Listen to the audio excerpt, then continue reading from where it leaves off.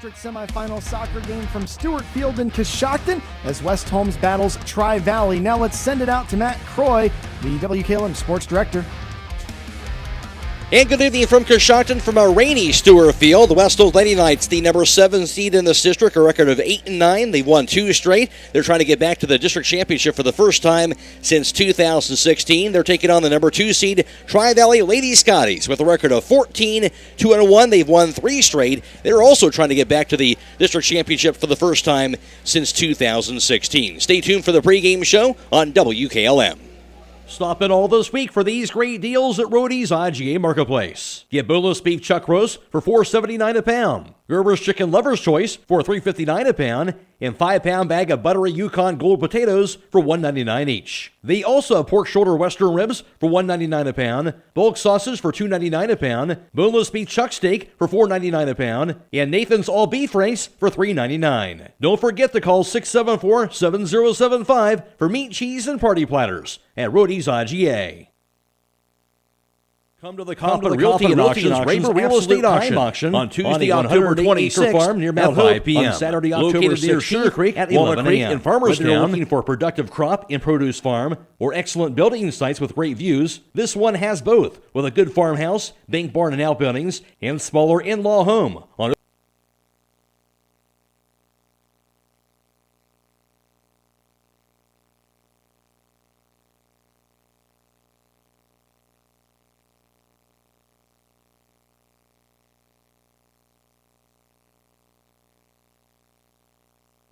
Come to the Coppin Realty and Auctions Raper Real Estate Auction on Tuesday, October 26th at 5 p.m. Located near Sugar Creek, Walnut Creek, and Farmerstown, this desirable property has 2 homes. Both are 2-story with walkout basements with a new shop and barn on 3.56 acres at 2991 County Road 114 in Sugar Creek. For more information, contact Aidan Yoder at 330-231-8983. That's the Coppin Realty and Auction Raper Real Estate Auction on October 26th. With tightening budgets and resources, schools face a daunting task these days, providing young people with all they need to equip them for the years ahead.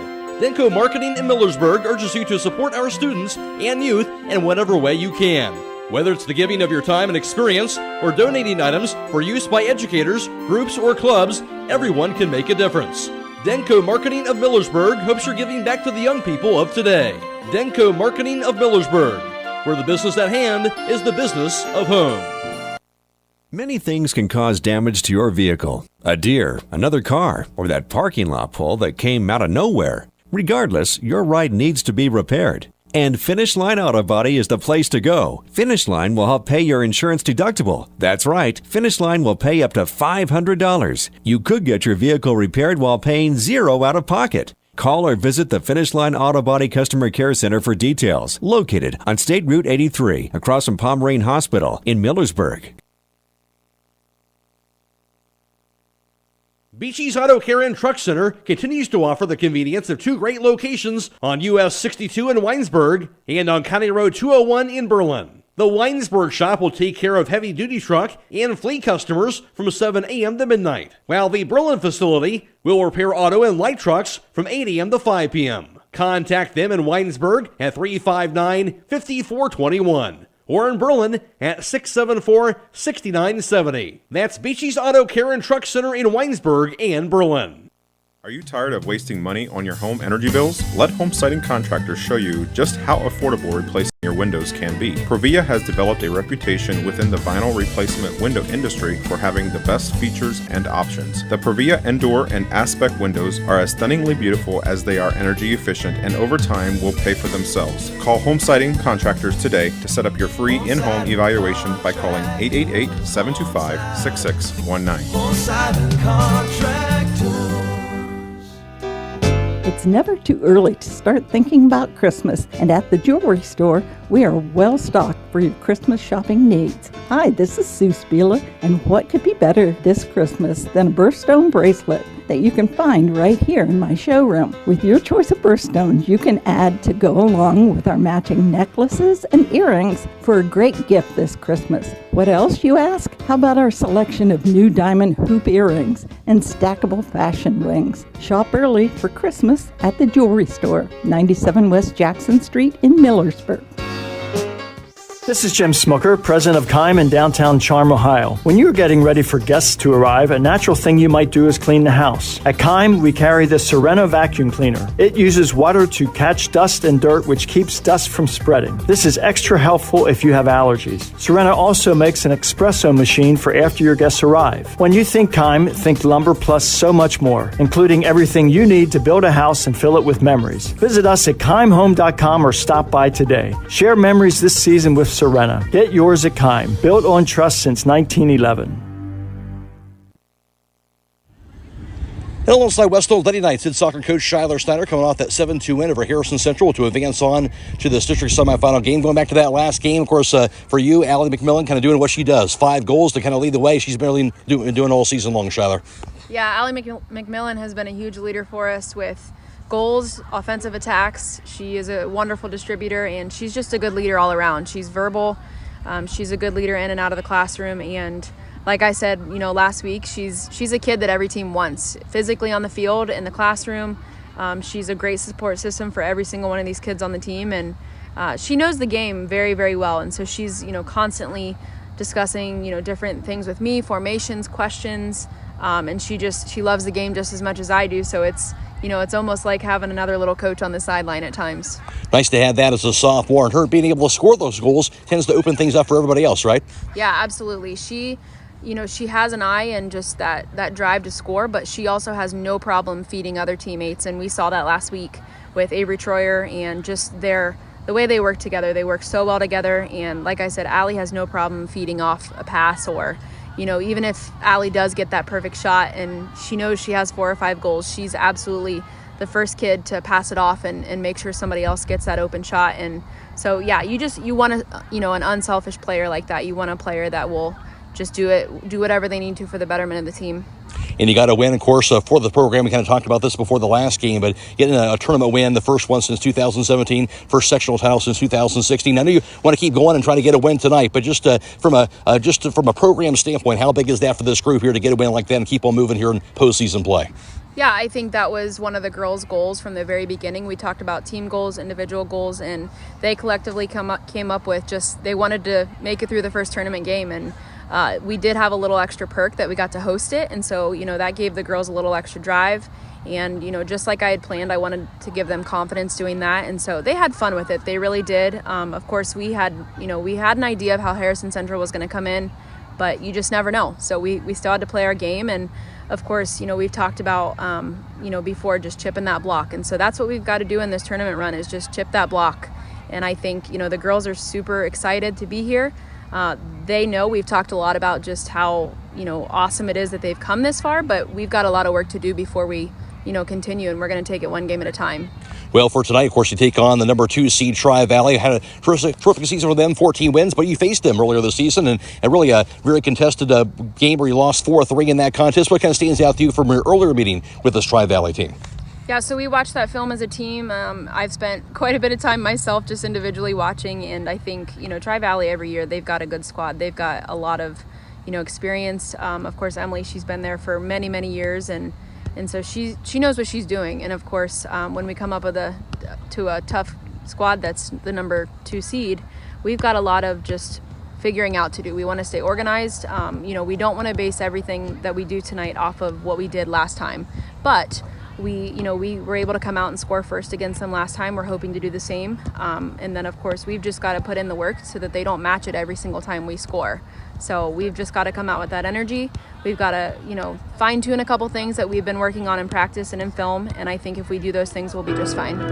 At Stewart Field tonight, of course, playing on turf field here. Is any adjustment need to be made with that? Or the girls kind of used to this? Yeah, we always love playing on a nice grass field. That's what we're used to. But this is what we've been drawn, and so we're not going to let that, make everything. We're not going to make that dictate how we play tonight. But we've also got to keep that in mind. The ball's going to move quicker. We don't have to deal with any goofy bounces of uneven grass or anything like that. But if it gets a little wet like we expected to, we've also just got to be careful with that. So just to be aware, but not to go at any speed that we're uncomfortable with. Bottom line then, Shyler, it sounds like the excitement's there for them as it should be, and these girls coming out here, I'm sure, ready to play here, but they're going to have some fun tonight, right? Yeah, absolutely. I always want them to. I want them to have that drive and that competitive spirit, but I want them to remember why they're out here. I want them to continue to love the sport and just, have fun with it. Shyler, thanks for your time. Good luck tonight. Thank you. I appreciate it. That's the voice of West Holmes Lady Knights head soccer coach, Shyler Snyder. At Village Motors, we take great pride in our product, and we have 2 new models in stock that we're very excited about. Hi, this is Deke Miller, and the full-size Ford Bronco has finally arrived. It is built Ford tough, and it just screams Bronco when you look at it. The Jeep Wrangler will now have a great competitor for years to come. It is the real deal, and you need to see it and drive it for yourself. Also, the Grand Cherokee Extended Length L model has arrived. The first third-seat option for the Grand Cherokee, it combines luxury and off-road capability with the ability to carry 7 passengers. Stop out soon to see the Bronco and the Grand Cherokee L at Village Motors in Millersburg.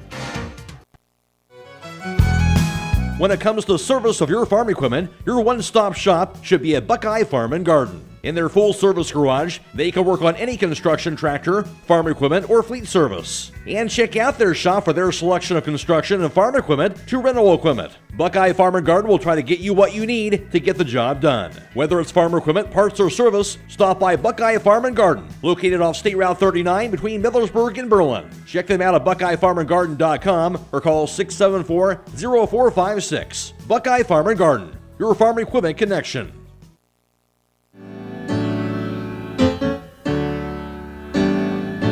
Whether you're shutting down the run or restoring the power in the wake of a storm, it takes pride, courage, and loyalty. At Holmes Wayne Electric, they salute all linemen from the gridiron to the power pole. Visit the Holmes Wayne Electric Cooperative Facebook page as they recognize a lineman of the week each week from our local school districts. Holmes Wayne Electric Cooperative, here for our community, proud to power your life. Vikert Concrete, located on County Road 189 between Benton and Holmesville, specializes in ready-mix concrete and state-approved limestone, sand, and gravel.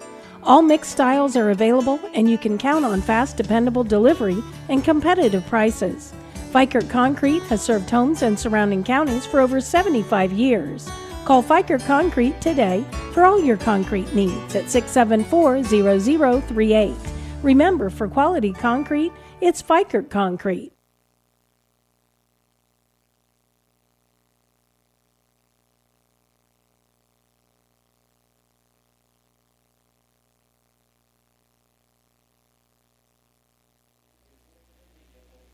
West Holmes comes in with a record of 8-9 on the season. Their most wins since the 2015 season for them. And for Tri-Valley, they have a record of 14-2-1. And for Tri-Valley, also coming in with, for them, their most victories since the 2016 season. So both teams having great turnarounds with their seasons for this year. As far as the 2 common opponents are concerned between the 2 squads, West Holmes defeated Dover this year 2-1, while Tri-Valley, they would down Dover 1-0. West Holmes went over Philo by a score of 7-2, and Tri-Valley, they defeated Philo 5-0. And also West Holmes with a win over Riverview by a score of 6-1. Now Tri-Valley would down Riverview this season 3-0. And of course they played each other as well when West Holmes played earlier this season, and they would fall to Tri-Valley, but in a close competitive game at Tri-Valley by a score of 4-3 back on September 25th. McRoy alongside Josh Wingard for tonight's broadcast, and we'll start right there, Josh. 2 very even teams. We know what Tri-Valley's record is with 4-2 wins, but these 2 teams face each other, and you can expect this to be a very competitive game here tonight, right? Yeah, I mean, I think on paper it looks like they're about as even as can be. Throughout the lopsided victories, I guess, more 14 wins compared to 8 for West Holmes, but I feel like a broken record. Been saying the same thing for 15 years about the OCC and how tough that conference is. I think it's probably a little tougher than the MVL that Tri-Valley, the teams that West Holmes faces week in and week out. They're going to take some losses, and so hopefully that prepares West Holmes for this tournament run. And even though the records aren't equal, the play on the field tonight should be. Absolutely. Of course, they are on turf tonight, but the rain is going to be coming down. It's coming down right now. It's going to stay coming down, and that's not going to stop here throughout this game. From your experiences, how does that kind of play in things here as far as playing soccer tonight? As a player, I always liked playing in the slop in the rain. Of course, it's not going to be muddy or anything out here. I think this field will drain very well, and it the surface will stay relatively dry. They just have to deal with the rain falling on them. as a coach, it's not so much fun, or as a spectator, definitely not. But rain can be the great equalizer sometimes. It can slow teams down. I think referees sometimes are a little more hesitant to blow a whistle. Was it a foul? Was it just slipping on the surface? So all those things can come into play.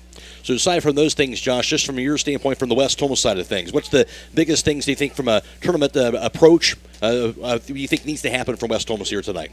I think they need to set the tone early. I think watching them play last week against Harrison Central, the way they shared the ball, the way they passed the ball, and the way their defense kind of shut things down, that's what they need to do. I think if West Holmes can continue to play like that, they're going to be a tough out in this tournament. All right, that's the voice of Josh Swinger. We're going to take a break, come back with the starters and opening kick very shortly on WKLM.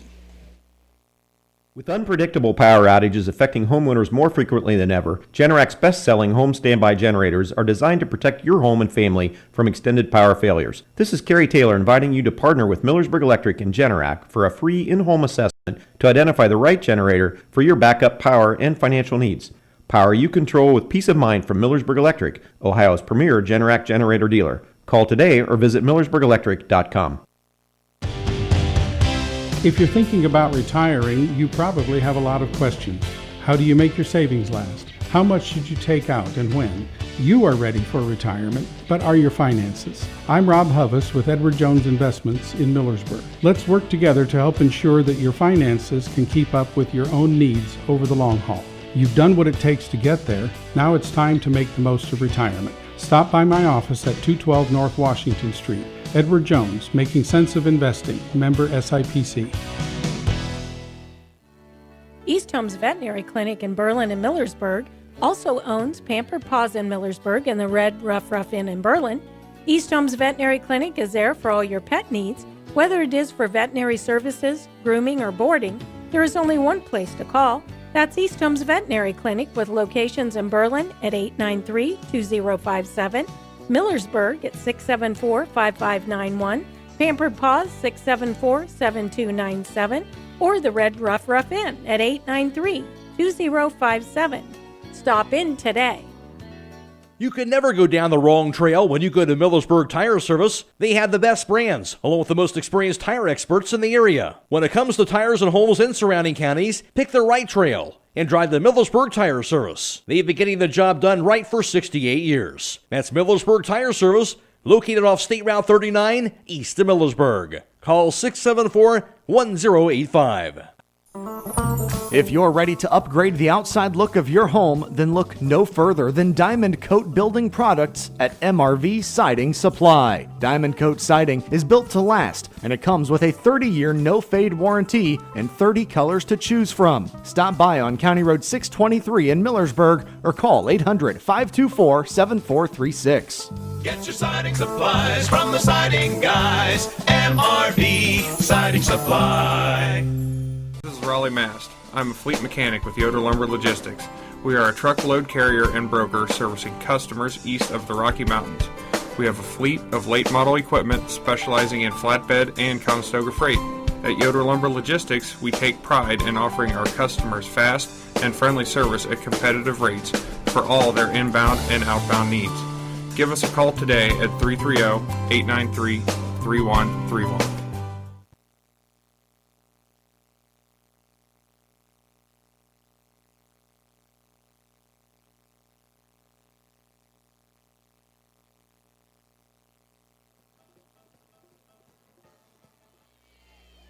And take a look at the starting lineups for the evening. Starting first of all for the West Holmes Lady Knights. For them, it'll be junior goalkeeper Mia Halverson, also junior in midfielder Sarah Irwin, also sophomore midfielder Callie Woods, and junior midfielder Isabella Rodriguez. Also starting for West Holmes will be freshman forward, that's Avery Troyer, and sophomore defender Josie Tisch, senior midfielder Allie Ogie, and sophomore forward and midfielder Avery Arnold. Also starting for West Holmes will be sophomore forward Allie McMillan and sophomore defender Natalie Rohr, along with freshman midfielder Aviana Yoder. West Holmes comes in with a record of 8-9 on the season, the 7th seed in this district, and they've won 2 straight. They're coached by Shyler Snyder.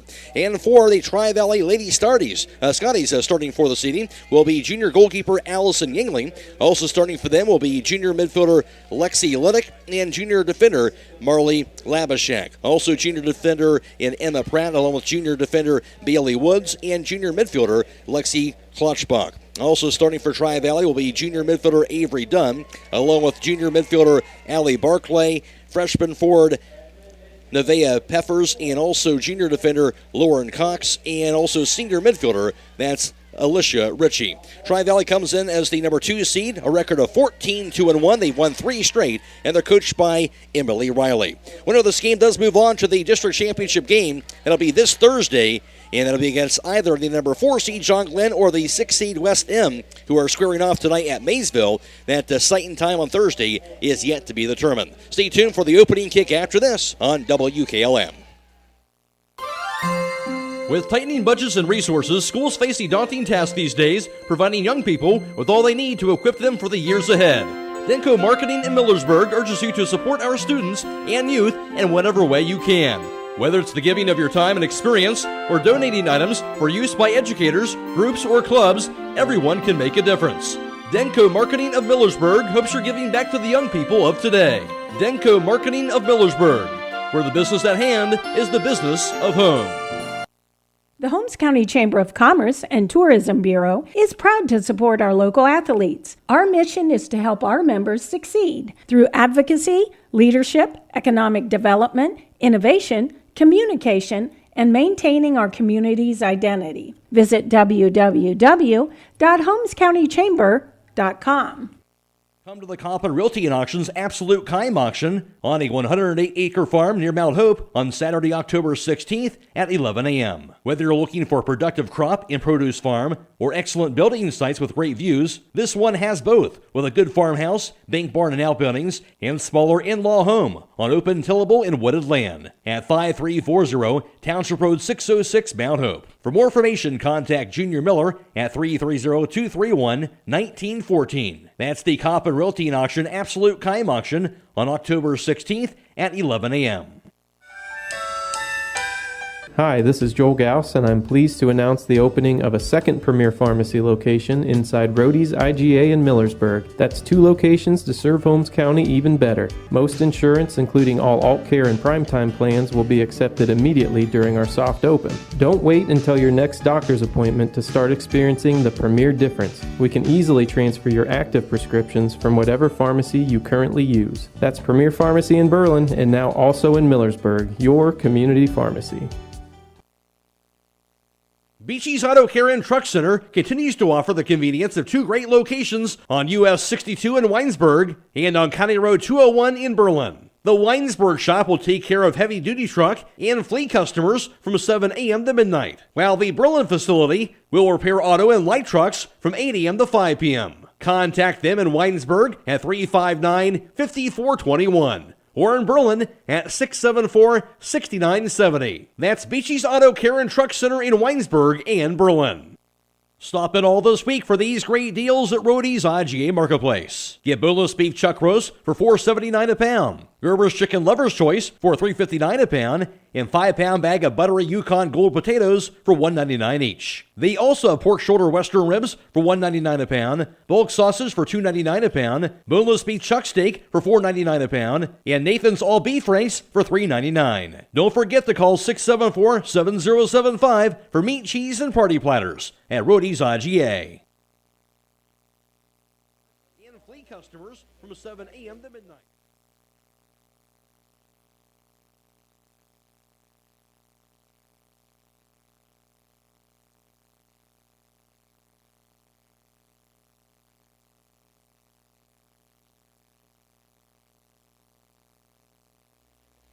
And tonight's first kick being brought to you by Finish Line Auto Body of Millersburg. Call Brooks at 674-1483 and find out how you can have up to $500 of your deductible paid. Don't let the insurance companies tell you where to fix your car. your car, your body shop, Finish Line Auto Body on the north end of Millersburg. McRoy alongside Josh Winger for tonight's broadcast. Brandon Bitter back at WKLM Sports Central on FM 95.3 and WKLM-FM.com. Of course, we also are video live streaming tonight's contest as well. You can hop on to our YouTube page or also on our Facebook page for the WKLM, courtesy of Claxon Communications, the team of Casey Claxon on the board tonight for the video stream, as well as Emma Merriman and also Sydney Stewart providing the cameras, working the cameras tonight, providing our video stream. So again, you can watch the video stream on the WKLM Facebook page or on YouTube as well for this evening. For West Holmes wearing their white jerseys and also blue numerals and red shorts, and also white and blue trim. Tri-Valley with their black jerseys and black shorts, gold numerals, and black socks as well. Just about ready to get underway here. Of course, it is a turf here at Stewart Field in Coshocton, but the rain is pouring down as well. And it's definitely a good thing that the turf field is the surface here tonight for district semifinal girls soccer. And just about ready to get things underway. Tri-Valley came in at 14-2-1, winners of 3 straight. West Holmes 8-9, winners of 2 games in a row. Tri-Valley, their most wins since 2016. West Holmes, their most wins since 2015. And, of course, the two teams trying to get back to the district championship game. That'll be this Thursday at the site and time to be determined against either number 4, John Glenn, or number 6, West Muskingum. There's the whistle. We're underway here at Stewart Field in Coshocton. And for Tri-Valley, the pass goes near midfield off the foot of Alicia Ritchie and knocked to the near sideline and finally bounces across that touch. It'll be a throw-in for the lady for West Holmes. Going from right to left offensively in the first half is West Holmes. Throw-in by Ali Ogie down that near sideline and trying to find McMillan on the near side of the field, but goes across the touch. That throw-in going to be knocked away off the foot of Avery Arnold. Knocked high in the air, this time by Alicia Ritchie for Tri-Valley. Couple of bounces here near that 25-yard line. Sent away on the kick by Ali Ogie. Centering pass to McMillan. Couple of passes go off the foot of Avery Troyer. Ricochets near the midfield line. Bounces near the touchline area. Trying to keep that ball in play is the sliding Callie Woods, but it rolls across that touch. No score early on here. Just about a minute into this first half. Ball thrown in now by Bailey Woods for Tri-Valley. Going from left to right offensively. That ball intercepted by Natalie Rohr. Lobs her pass across the midfield line. Couple of bounces to the far side. Chased down by Tri-Valley's Lauren Cox. Trying to get to it. Knocked away. Chased down now by Blabishak to the far side corner. And that'll roll finally across that goal line toward that far side. And that's going to be off of Tri-Valley. So West Holmes going to have a corner kick from that far side. Aviana Yoder, the freshman from that far side of the field. West Holmes the first corner kick of this first half. And a little grounding kick. Going to be knocked back to the far sideline by Klotchbach. Ricochets near the goal line. Finally knocked across that goal line, but off of West Holmes. It'll be a goal kick for Tri-Valley. So at least a corner kick early opportunity early on for West Holmes. Yeah, they've got the ball down on the offensive third. Try and keep them locked in there. All right, so lining this kick up will be their goalkeeper. That's Allison Yingling. Bouncing kick goes to the far side of the field. Who's off the foot now of Avery Dunn. Knocks it down that far sideline. Getting the foot on the ball, Aviana Yoder for West Holmes. And deflected across the touch off the Lady Scotties. West Holmes with that throw midway into their offensive end on the far side. The throw going to be knocked away by Avery Dunn for Tri-Valley. Intercepted at midfield. Goes across that touch. And it'll be another throw in for Tri-Valley this time around. About 10 yards shy of that midfield line. Throw in going to be knocked down by Avery Dunn. Controls it, now stolen away by Woods. Gets her pass over to Allie McMillan in traffic. Has it stolen away. Ball rolls back to the near side of the field. Ball knocked across the midfield line off the legs of Lexi Liddick. Ricochets off the foot of Bailey Woods. Stolen away now off the foot of Sarah Irwin, battling for the ball. Irwin battling along with the Tri-Valley's Allie Barclay, now knocked away. Rolls into the West Holmes offensive side by grabbing it off the top of the box. Will be goalkeeper Allison Yingling. I think West Holmes is trying to figure out the pace of the ball on this turf surface. No doubt. As that ball will be punted away inside that midfield circle. Now corralled by Barclay. Knocked away on the kick. That'll be intercepted. And off the foot of Natalie Rohr. Now sent away. There's the whistle going to be blown. It'll be a foul on Tri-Valley, I do believe. Direct kick for West Holmes. She kind of tackled Natalie Rohr. She was trying to get up, had their legs intertwined. We talked about getting used to the speed. Sometimes that's just kind of a simple pass, right? That maybe goes a little bit too further, or a little far down the field than maybe what you're used to, right? Yeah, you're used to, putting a certain weight on the pass when you're playing on a grass surface, and you put that same weight on the pass, and it just rolls for days and days on a nice level playing field like this. No doubt. Ball into the offensive end. West Holmes has it. Here's the kick by Isabella Rodriguez, has it knocked away. Now getting to it is Avery Troyer. Works it to the far side of the field. Now it's stolen away by Labashak. Rolls it across that touchline, but off of West Holmes. Throw in for Tri-Valley. 36 minutes to play first half. No score. Girls Division II District Semifinal Soccer from Stewart Field in Coshocton. Ball played near midfield for Tri-Valley now. Goes off the foot of Navia Peffers. Now to the offensive end. Goes over to Lexi Klotschbach. Works it now high on the left, near that 25-yard line on the offensive end for Tri-Valley. Knocked away back near midfield. Intercepted again by Lauren Cox for the Lady Scotties. Knocked across the touchline. It'll be off the foot of Aviana Yoder, and it'll be a throw-in for the Lady Scotties. And trying to find a dry ball out there. With 35 minutes to play in this first half. No score. Right at midfield.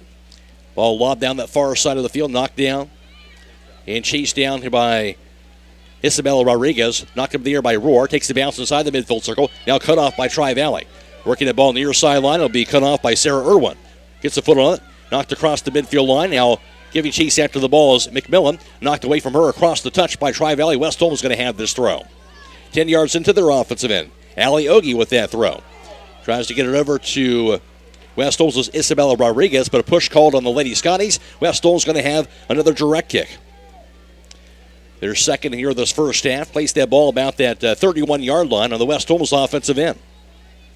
With it will be sophomore defender Natalie Rohr with the kick. Lobs it high in the air near the top of the box. And it'll be knocked down away from McMillan. Not getting the foot on the ball is Avery Arnold, but stolen away by Tri-Valley. They'll race the ball near the midfield line. Ball rolls into the offensive end for the Scotties. Chased down defensively by Rohr, and she'll knock it back to her own goalkeeper, and Mia Halverson. She'll pick it away. Lost it back near side, goes past Sarah Irwin. Cut off again and knocked across that touchline, and a throw in for West Holmes. That situation right there, you kind of had that the judgment right, whether you want to knock it back to your goalkeeper or to send it back the other way, and that time I decided to kind of reset things with their goalkeeper. Yeah, I think Natalie made the right choice there. She was facing towards the goal, and sometimes to turn around and try and turn it with a defender right on your back is tricky, so she just played the way she was facing and let Mia has a nice view of the field and knows where to go with it. Absolutely. Ball thrown in. Knocked down by the Lady Scotties. Now corralled here. Getting the foot of that ball is Ogie momentarily. Knocked away from her, so finally rolls across that touch. That's off of the Lady Scotties. I think Tri-Valley's dealing with the same issues with the pace of the ball as well. No doubt. Both teams trying to figure that out here early on. Throw an in ball knocked high in the air on the kick by Allie Barkley. Takes a bounce inside the box. Into the foot of the ball going to be Nevaeh Peffers inside the box. And finally rolls near the goal line. I think it went across the goal line off of West Holmes. So it's going to be a corner kick for Tri-Valley. Their first one of the evening. It'll be Alicia Ritchie, the senior midfielder, that will have it. She'll line it up. Now the kick lobs it in the air near the top of the box.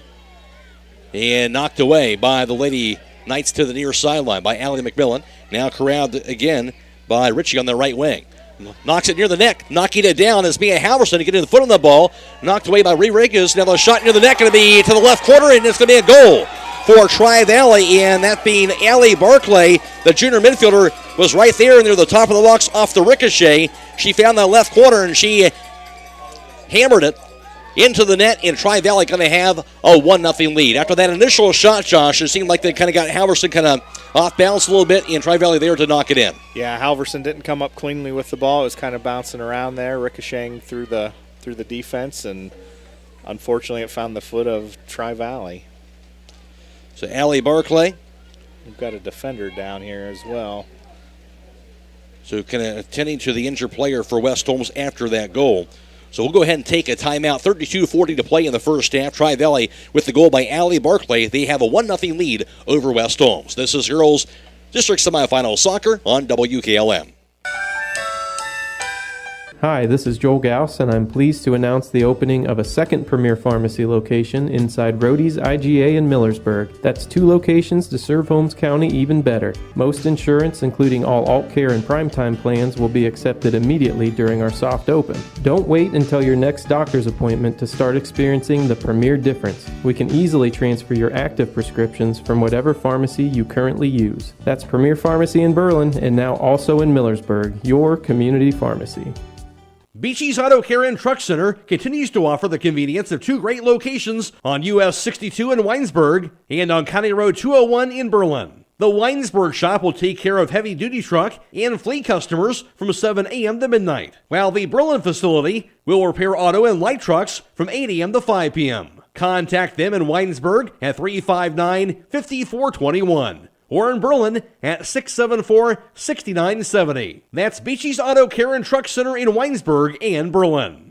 Stop in all this week for these great deals at Rody's IGA Marketplace. Get boneless beef chuck roast for $4.79 a pound. Gerber's Chicken Lover's Choice for $3.59 a pound. And 5-pound bag of buttery Yukon Gold potatoes for $1.99 each. They also have pork shoulder western ribs for $1.99 a pound. Bulk sausage for $2.99 a pound. Boneless beef chuck steak for $4.99 a pound. And Nathan's all beef race for $3.99. Don't forget to call 674-7075 for meat, cheese, and party platters at Rody's IGA. Are you tired of wasting money on your home energy bills? Let Holmes Siding Contractors show you just how affordable replacing your windows can be. Provia has developed a reputation within the vinyl replacement window industry for having the best features and options. The Provia Endure and Aspect windows are as stunningly beautiful as they are energy efficient, and over time will pay for themselves. Call Holmes Siding Contractors today to set up your free in-home evaluation by calling 888-725-6619. Holmes Siding Contractors. This is Raleigh Mast. I'm a fleet mechanic with Yoder Lumber Logistics. We are a truckload carrier and broker servicing customers.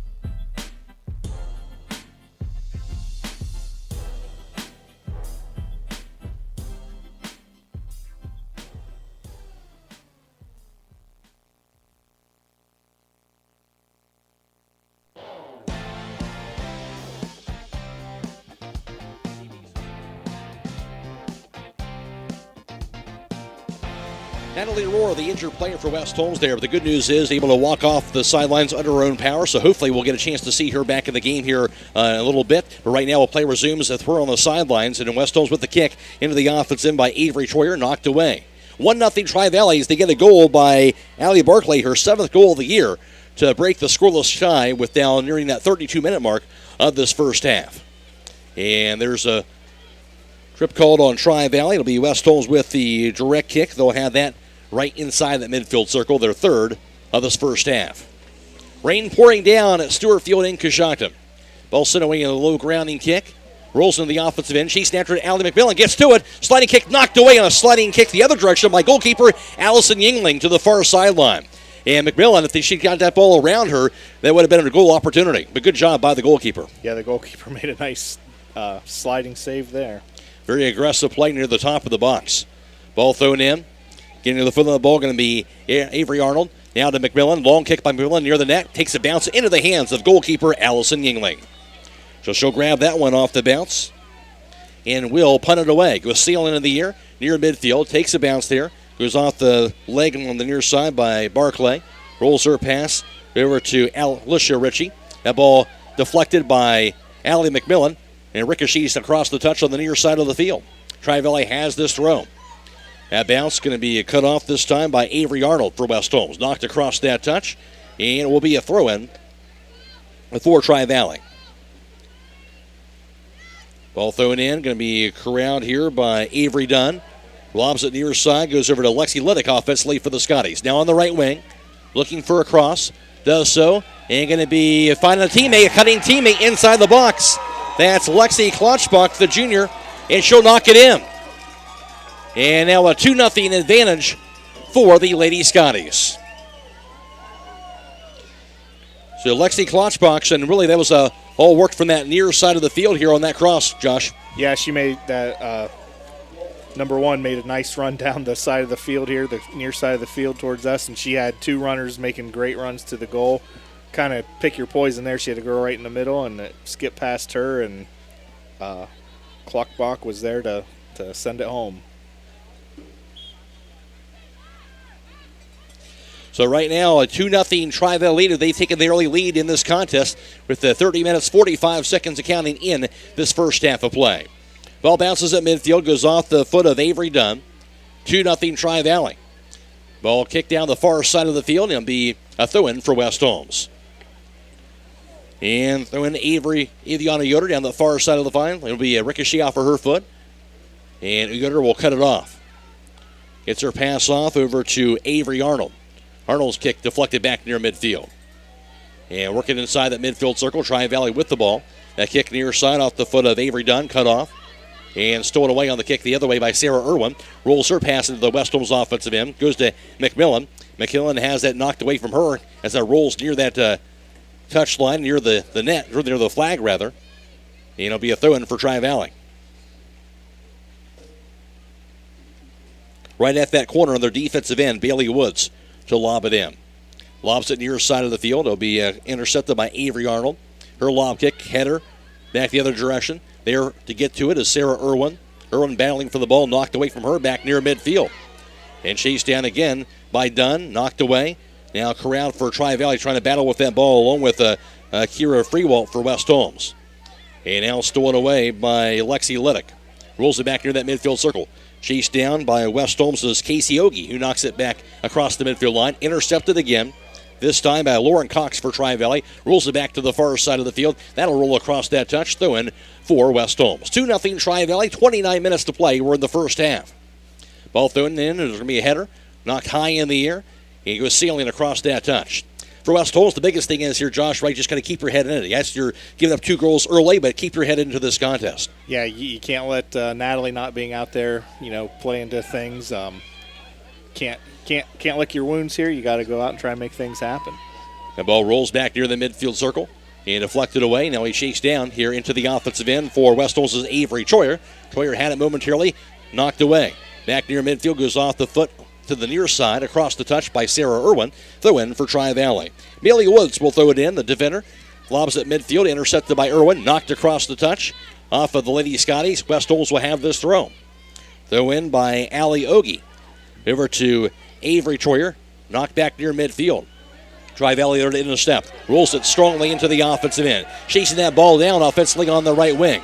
Here's the kick here for Peffers. Her shot near the net going to be grabbed by goalkeeper Mia Halverson. A little one-on-one opportunity. Peffers with that shot, but the keeper save by Halverson. Yeah, that was a nice save by Mia. 4 shot on goal for Tri-Valley. Second keeper save by Halverson. Ball rolls near sideline. And corralling the ball for West Holmes' Allie Ogie.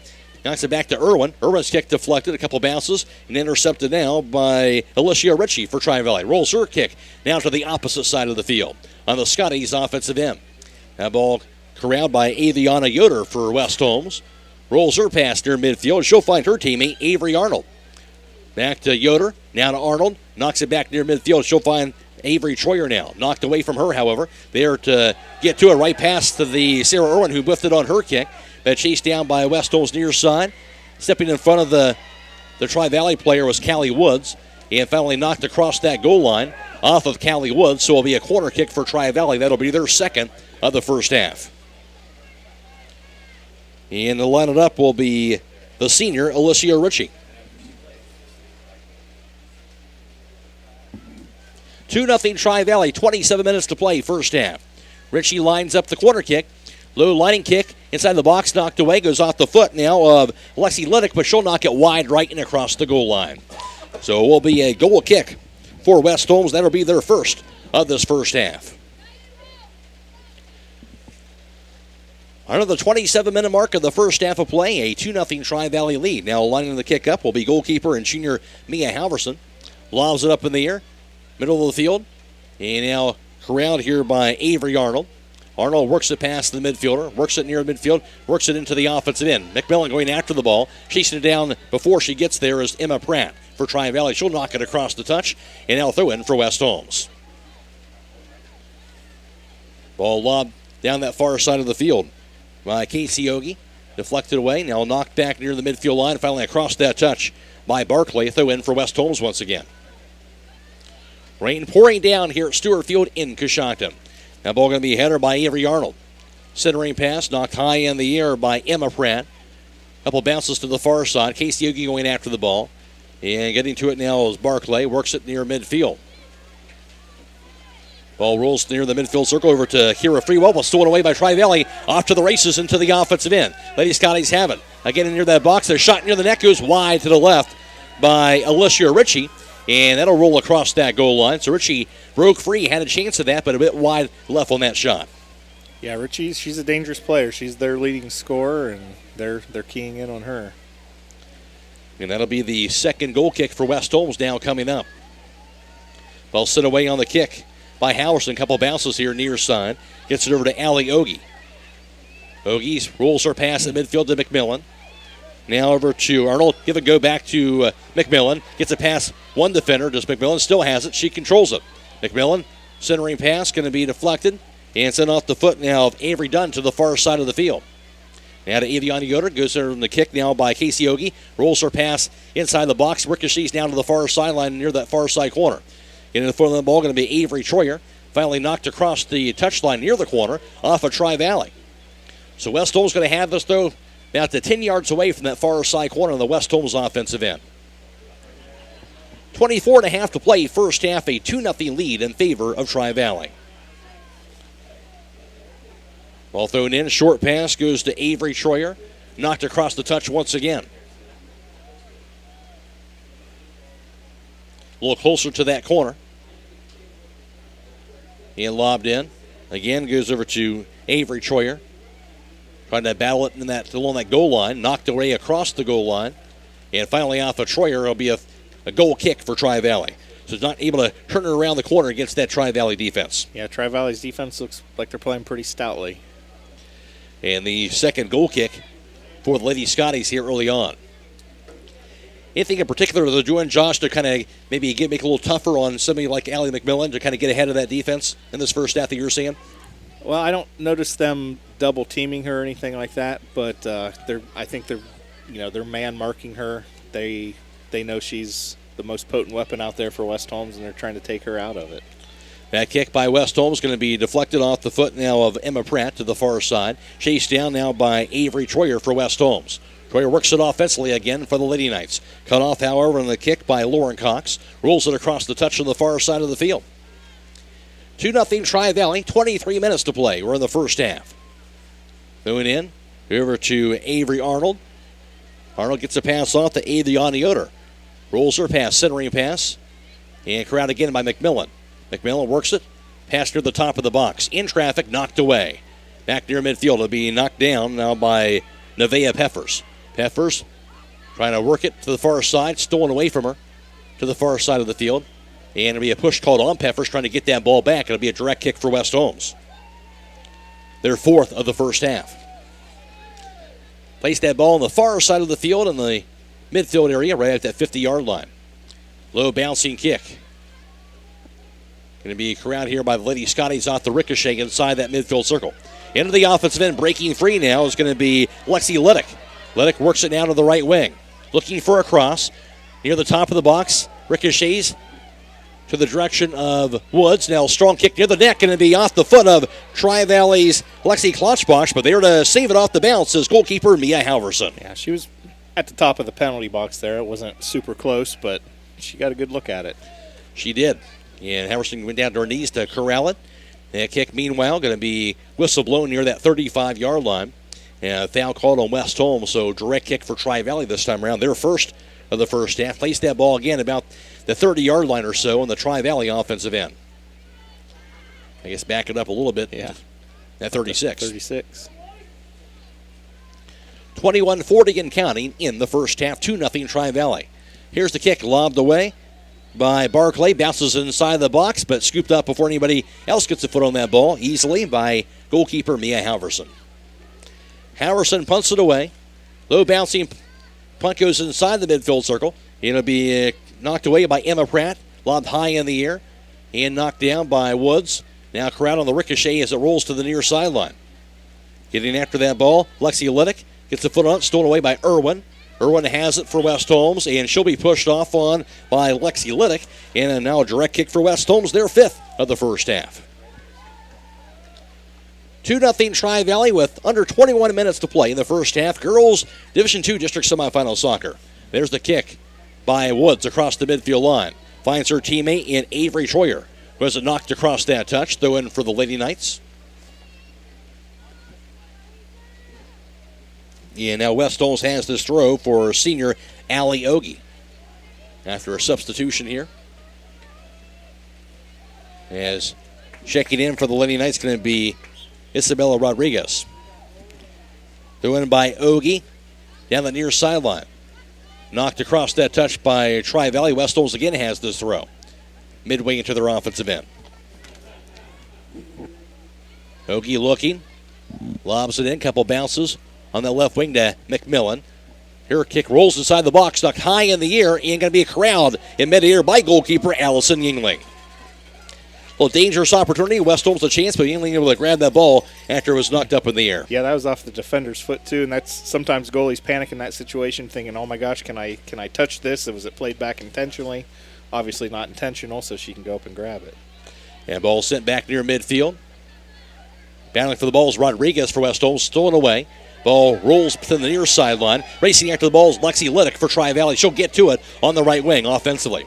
Liddick working it in. Now backs it up. Pass goes behind her. That kick rolls inside the box, a wide left of the net, across the goal line off the foot of Alicia Ritchie, and it will be a goal kick for West Holmes.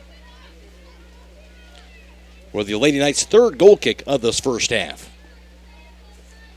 Ball sent away by Mia Halverson. Couple bounces here. And ricochets down near that midfield line.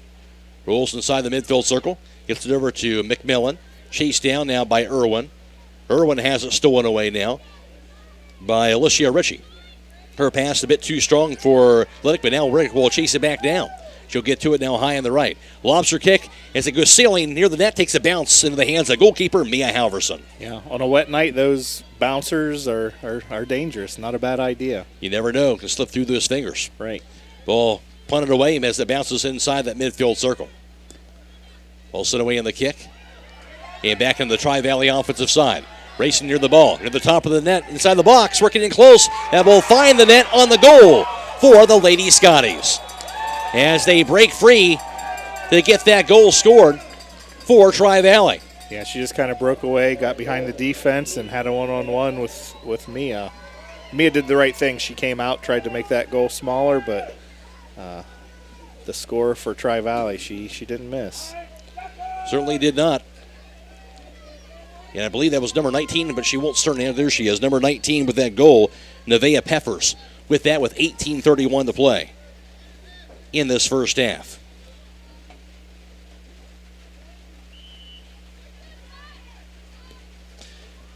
Six shot on goal for Tri-Valley, up 3-0.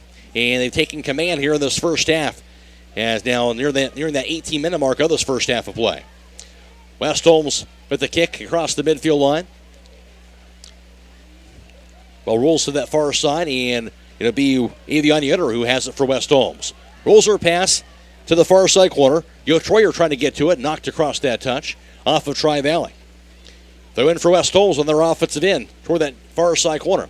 Throw in to Avery Arnold, knocked high in the air, goes sailing near the top of the box. Here's a bounce here. Over near Ritchie, knocks it down. Now a header. Cut off by Casey Ogie, goes sailing on her kick, goes wide right as it bounces across the goal line. Now goal kick for the Lady Scotties, their 3rd of the first half. Yeah, again, not a bad idea by Ogie to send it in there, see what happens. Lexi Klocksbach, 9 goals on the season for her goal in this first half, and for Peppers, her 17th goal of the season. I mentioned Barclay with that first goal, her 7th goal. That's been the goal so far in this first half, 3-0 Tri-Valley. Meanwhile, ball played near that near sideline, stolen away. Sent away on the kick now by Irwin. There's a whistle being blown after West Holmes had a player kind of shaken up. Yeah, Allie Ogie was on the ground and stood up. She's not right. Of course, Natalie Rohr already with that injury earlier in this first half. Yeah, that's a big loss in the Lady Knights defense. No doubt now they'll attend to her The clock stopped with 17 minutes, 13 seconds to play in this first half. 3-0 Tri-Valley advantage. We'll take a timeout. This is girls district semifinal soccer on WKLM. This is Raleigh Mast. I'm a fleet mechanic with Yoder Lumber Logistics. We are a truckload carrier and broker servicing customers east of the Rocky Mountains. We have a fleet of late model equipment specializing in flatbed and Conestoga freight. At Yoder Lumber Logistics, we take pride in offering our customers fast and friendly service at competitive rates for all their inbound and outbound needs. Give us a call today at 330-893-3131.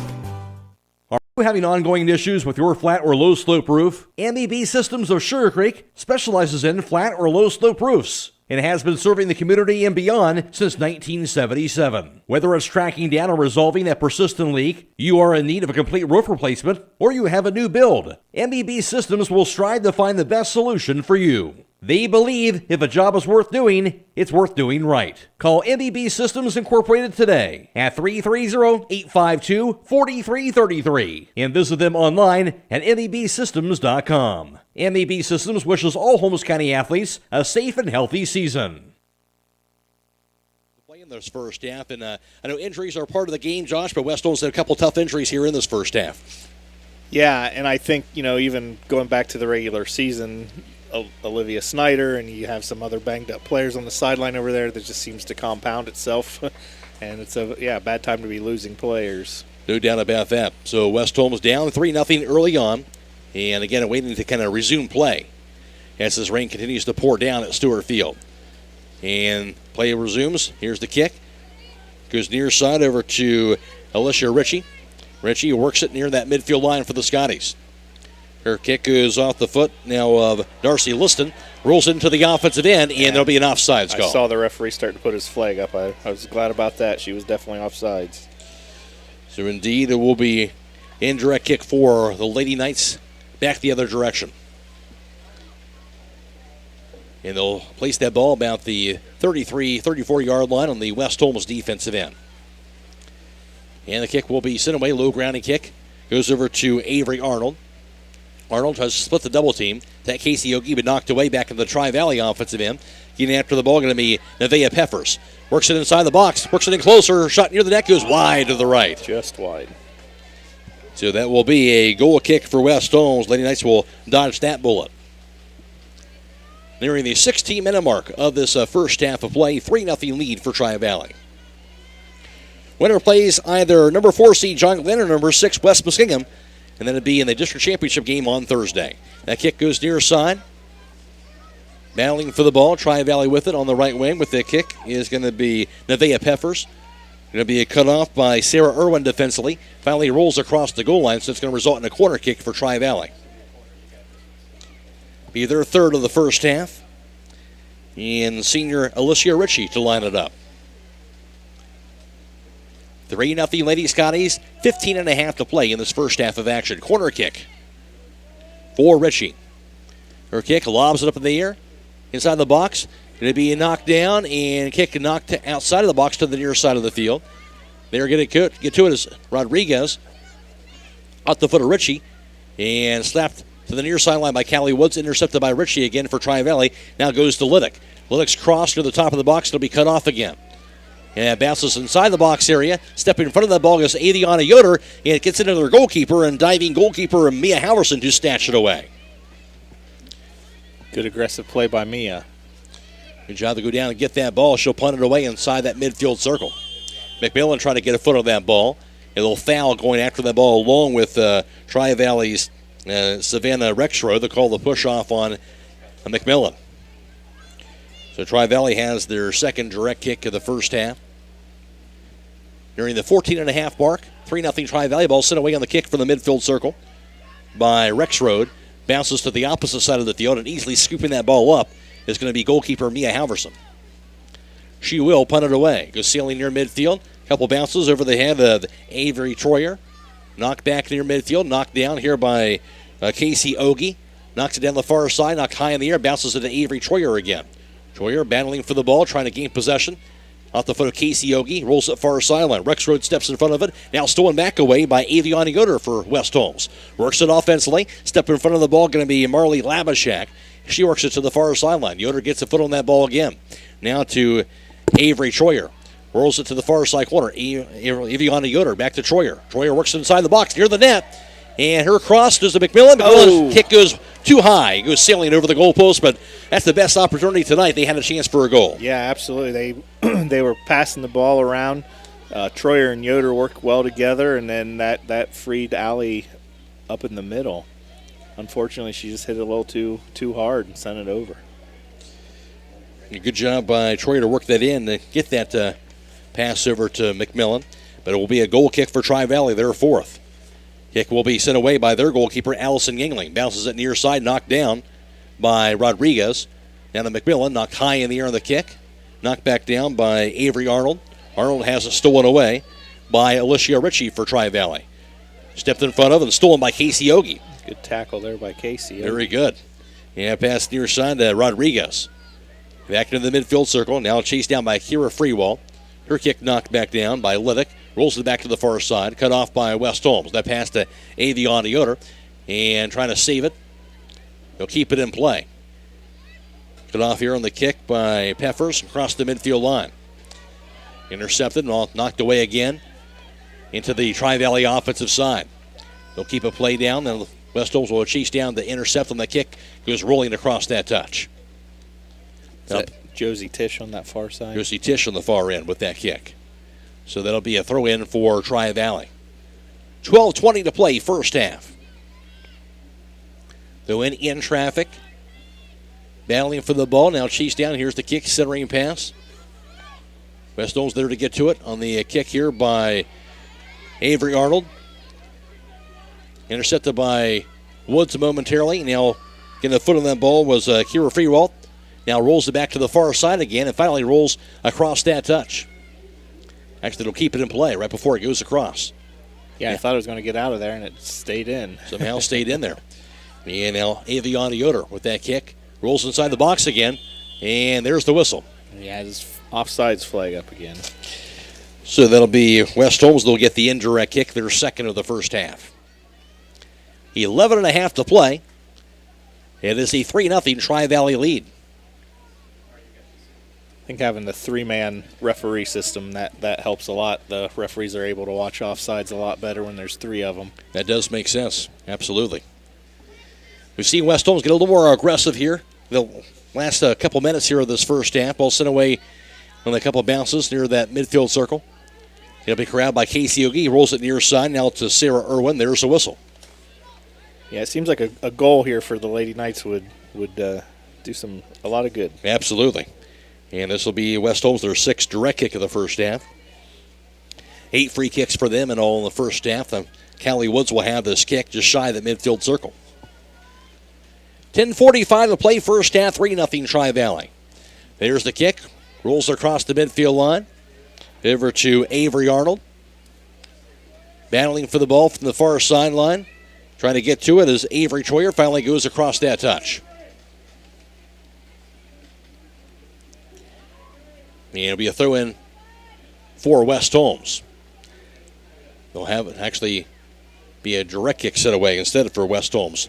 As it rolls into the West Holmes offensive end, ball sent back the other direction by Labashak. Cut off here at midfield by Callie Woods. Corralled by the Lady Knights. That kick goes over to Avery Troyer. And she'll go down. It'll be a push called on Tri-Valley. 8th direct kick for West Holmes near that 22-yard line on their offensive end. There's the kick by McMillan. Seals it near the net. Knocked down inside the box. And sit the other way. Here's Irwin who lobs it in the air. Now takes a bounce a bit wide to the right and across the goal line from about that 30-yard line. So it'll be a goal kick now for Tri-Valley. Yeah, I think that was a heads-up play by Sarah, just trying to send it back in the mix. Unfortunately, it went a little wide. Unlucky for Sarah. And now the 5th goal kick for the Lady Scotties. 9.5 to play, first half. Yingling with his kick. Lobs it back to the far side. And finally goes across that touch off of the Scotties. West Holmes again has this throw. Over to Avery Troyer. Deflected back near midfield. Now pass Yoder. Cut off again by the Scotties. Getting the foot on that ball going to be Avery Arnold. Arnold steals it back over to Avery Troyer. Troyer had it, knocked away by Labashak. Finally goes across the touch. West Holmes has this throw. Throw in for Arnold. Little short throw goes to Troyer. And finally across the touch again. West Holmes throws it in from that at the 10-yard line on their offensive end. Ball bounces on the throw in off the foot now of Ritchie. Chased down by West Holmes and Avery Arnold back near midfield. That kick going to be rolling back to the far sideline, sent the other way by Emma Pratt. Intercepted again by West Holmes. There's the kick into the offensive end for Tri-Valley. Going after that ball. Make that Irwin there to get to it near side of the field. Battling with Liddick to get to that ball. Liddick gets to it near side corner. I think that was Callie Woods coming from the middle, and then Sarah smartly covered the middle of the field. So Woods there to get to it. Now Rodriguez stepping in front of that ball. And ball deflected up in the air. Bounces away from Irwin. Liddick again battling to get to it, getting possession against Callie Woods now. Liddick's pass to the right wing. Gets it over to Reynolds for Tri-Valley. She's double-teamed. Now knocked in the air across the goal line. That'll be deflected off of Irwin's foot in a corner kick for Tri-Valley. But good defender play, not allowing her to get close near that net. Yeah, both Callie Woods and Sarah Irwin both, smartly played there, covering each other's positions and battling hard. Fourth corner kick for Tri-Valley. Ball lobbed in the air by Ritchie. Sails inside the box. Bounces to that left wing area. Knocked down. And in traffic, knocked down by West Holmes by Freewalt defensively. Bounces her kick near the left wing in that box. And finally, they'll kick the ball away from that box area. It'll be a whistle blown on that play. They're going to call that on West Holmes just outside of the box. So it'll be a direct kick for Tri-Valley, their third. 7 minutes to play in counting. First half, 3-0 Tri-Valley. Place that ball about just outside of the box on that left wing area. Actually, it's just inside the box there. Okay. Must be an indirect kick. Uh-huh. Otherwise, it would be a penalty kick. Right. Lady Knights setting up a wall. 3 or 4 girls in the wall.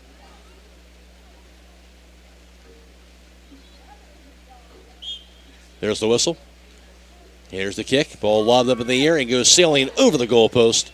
And it will be a goal kick for West Holmes. That's why they played it backwards. Somebody's got to touch it before it can go in. Because of the indirect. But, you still want the wall there because you know they're going to play it short and try and take a shot. You would assume that anyway. Absolutely. So it'll be a 5th goal kick for West Holmes. 6:12 and counting in this first half. 3-0 lead in favor of Tri-Valley. Here's the kick by Mia Halverson. Seals the way to the far side. Header by Avery Arnold. Bounces it near side. Goes over to Lexi Kloschbach. Ricochets back near midfield. Knocked high in the air on the kick. And there's the whistle going after that ball.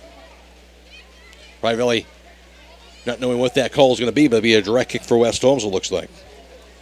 A free kick just shy of the midfield line. Yeah. Tri-Valley's always a pretty physical team. Not dirty, just right. They play hard. Play hard. And now Callie Woods to have this kick. Low grounding kick. Going to be cut off here by Tri-Valley on the kick by Rex Road.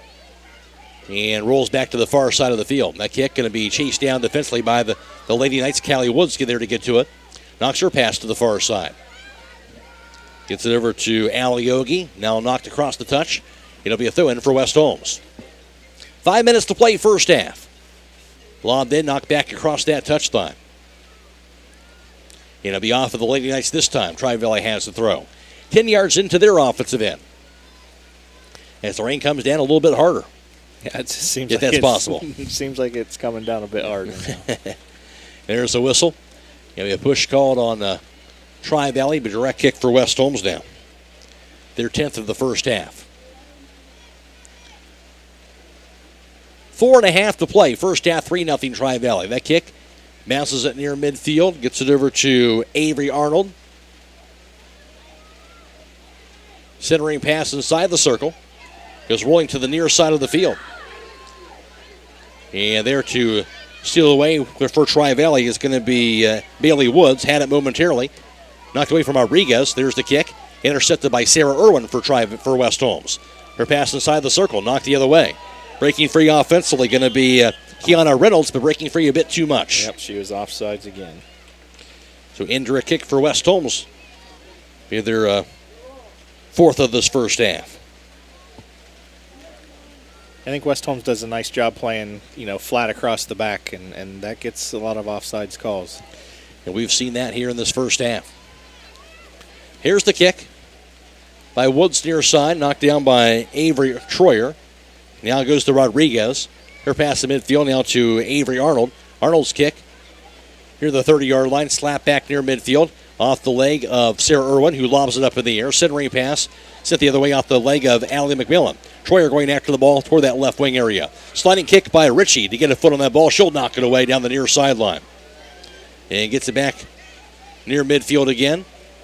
And working the ball into the offensive end is going to be Alicia Ritchie.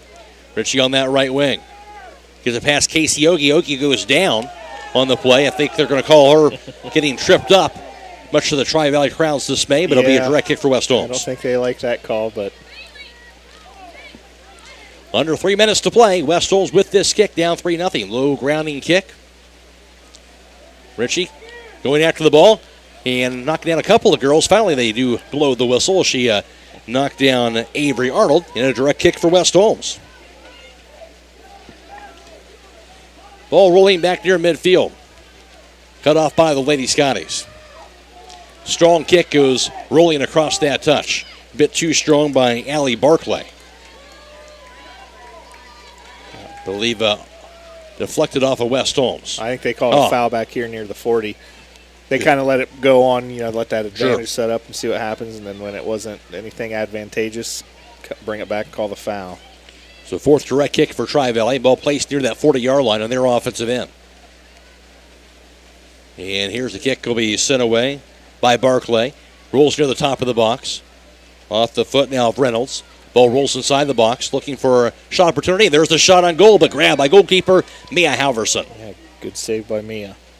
Her 4 saves, 7 shot on goal for Tri-Valley. Halverson punts it away. It goes inside that midfield circle. 1:40 to play in this first half. Ball sent the other direction by Bailey Woods. Strong kick by her from midfield. Rolls to the opposite side, but scooped up easily by Mia Halverson again near the top of the box before Liddick got a chance to get to it. Halverson punts it inside the circle. 1.5 to play. Kick into the offensive end to McMillan. She'll back it up, double team. McMillan knocked away from her. And off the foot now of Kira Freewalt. Kick rolls into the West Holmes offensive line. Chased down now by Marley Blavashak defensively. She'll knock it across the touch. 1:05 to play first half. Throw in. West Holmes trying to keep it in play. Stolen away by Blavashak again for Tri-Valley on their defensive end toward that far side corner. Backs it up. Trying to shield West Holmes away from that ball. Finally rolls across the goal line. Yeah, go to the corner flag. That's an old trick. Right. And it does end up being off of West Holmes. Is that something you kind of teach in that situation if you're the defender there, Josh? Yeah, it's pretty safe play. It's either going to be a throw in or a goal kick, and no harm, no foul really with either one of those calls. Nearing the 20-second mark of this first half. Kicks it away by goalkeeper Allison Yingling. Bounces to the far side. And finally goes across that touch. Throw in for Aviani Yoder. That throw in goes to Avery Troyer. A couple bounces here with 10 seconds to play in the half. Avery Arnold gets a foot on that ball. She goes down. There's the whistle with 3 seconds, 2-1, and that is going to do it for this first half of action. And this first half will come to a close. And the halftime score, Tri-Valley 3 and West Holmes nothing. Back around the recap the first half for you after this on WKLM. With unpredictable power outages affecting homeowners more frequently than ever, Generac's best-selling home standby generators are designed to protect your home and family from extended power failures. This is Kerry Taylor inviting you to partner with Millersburg Electric and Generac for a free in-home assessment to identify the right generator for your backup power and financial needs. Power you control with peace of mind from Millersburg Electric, Ohio's premier Generac generator dealer. Call today or visit millersburgelectric.com.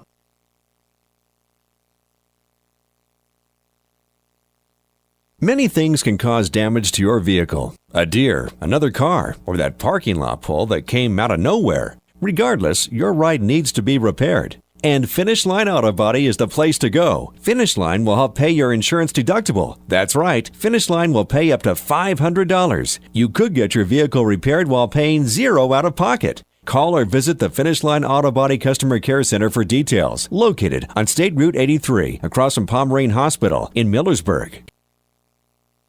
Now that we're into the fall season, those tanning days have come to an end, right? Not if you go to the Beach Club Tanning Salon. At both their Millersburg and Berlin locations, they are continuing their monthly special where you can buy 1 month of unlimited tanning and share it with a friend, and buy 5 tanning passes and get 2 free. Don't forget that they have 2 great locations now on Glen Drive in Millersburg and on West Main Street in Berlin. Take advantage of the fall specials at the Beach Club Tanning Salon in Millersburg and Berlin.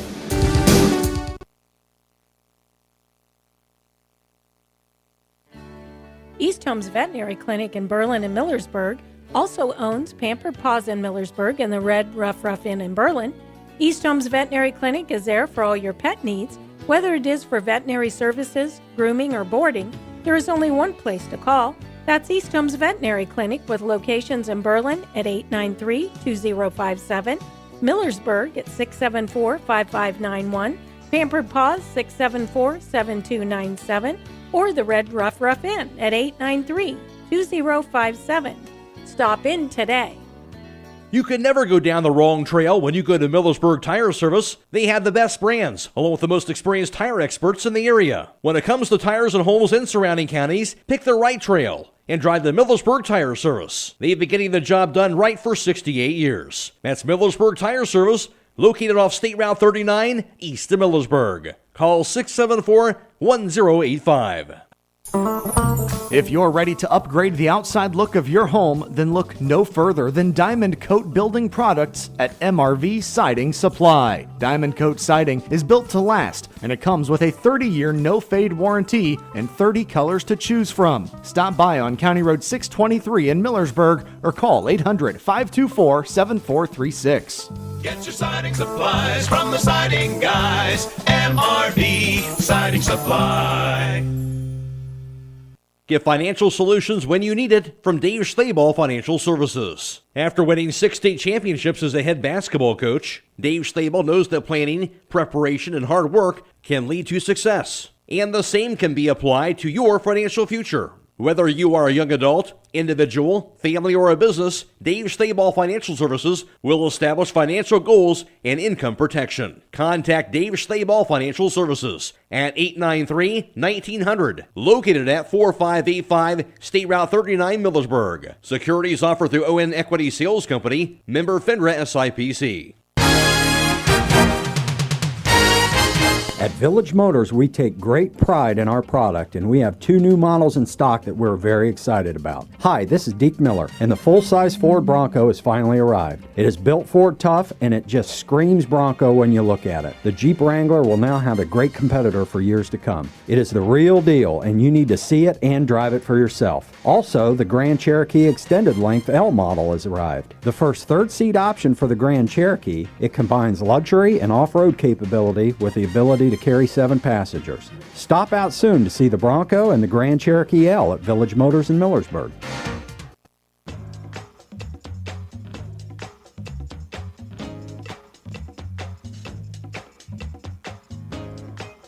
It is halftime in Girls Division II District Semifinal Soccer from Stewart Field in Coshocton, and the number 2 seed Tri-Valley Lady Scotties in command up 3-0 over the 7-seeded West Holmes Lady Knights. In the first half for Tri-Valley, they would score their first goal with 32:40 to play.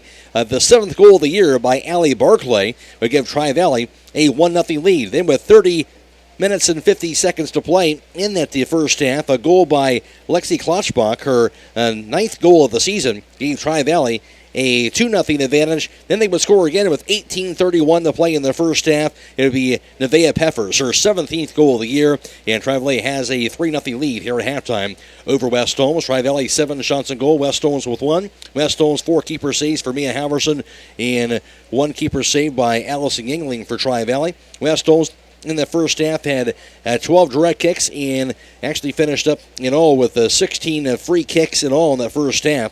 Tri-Valley had 4 direct kicks in the first half of action. And for West Holmes, 1 corner kick, Tri-Valley had 4. West Holmes 5 goal kicks. Tri-Valley had 6 goal kicks in the first half. Halftime score, it is Tri-Valley 3 and West Holmes nothing. Josh Wingard is alongside. Josh, your thoughts on that first half of play? Well, I think when they lost Natalie on that first goal, that was really unfortunate for the team, for the defense especially. We've seen how important the defender play has been on the Tri-Valley side, so try to have that defender obviously is a big part of this game. Yeah, I mean, Natalie's a team captain. She's solid back there as a center back. It's Kira Freewalt's done a great job coming in her absence, but they're definitely missing Natalie back there. What does West Holmes have to do to try and maybe turn the corner and get some more offensive play in the second half? Yeah, it's a tricky thing. I mean, you're already down 3 goals, so you want to kind of push and try and get some offense going. I think Avery Troyer and Ariana Yoder, the two of them are going to be key. Maybe Avery Arnold get setting something up. Seems like if they can make some passes, some quick give and goes, then that kind of frees Allie up in the middle. We saw that really nice opportunity that they were kind of playing with it out on the side, and then they were worried about them out there, so that left Allie open in the middle. I think that's going to be key, trying and figure something out, try and figure out a way to get the ball in the back of the net and try and get on the scoreboard here. We'll see what happens here in the second half. Winner of this game, of course, will face either the number 4 seed John Glenn or the 6 seed West Muskingum in the district championship game this Thursday, with a site and time yet to be determined. Reminder also, coming away tomorrow, we'll have more girls district semifinal soccer coming away on, and of course, video live streaming that with the courtesy of Claxon Communications for tomorrow night, as the Highland Ladyhawks will be taking on Cambridge back here at Stewart Field. Airtime again for that will be at 6:10. And then on Wednesday, you'll have boys district semifinal soccer, also video live streaming that contest, as well as Highland will take on Tusky Valley from Sandy Valley. Airtime for that 6:10, game time at 6:30, and with the other tournament action coming away this week on WKLM, as well as a video streaming those games on video live streaming it courtesy of Claxon Communications for soccer coverage. Halftime score again here from Stewart Field. It is Tri-Valley 3 and West Holmes nothing. Back with the second half after this on WKLM. Wouldn't it make sense to be ready for whatever Mother Nature may throw your way? Bad storms can cause power outages, unpredictable weather with high winds. MRE Services has you covered with standby generators that come on when the power goes off. Imagine never having to look in the dark for your candles and flashlights again. Give MRE Services a call to find out just how affordable owning a generator can be by calling 330-897-4869. MRE, heating, cooling, and electrical. When it comes to service of your farm equipment, your one-stop shop should be at Buckeye Farm and Garden. In their full-service garage, they can work on any construction tractor, farm equipment, or fleet service. And check out their shop for their selection of construction and farm equipment to rental equipment. Buckeye Farm and Garden will try to get you what you need to get the job done. Whether it's farm equipment, parts, or service, stop by Buckeye Farm and Garden, located off State Route 39 between Millersburg and Berlin. Check them out at BuckeyeFarmandGarden.com or call 674-0456. Buckeye Farm and Garden, your farm equipment connection.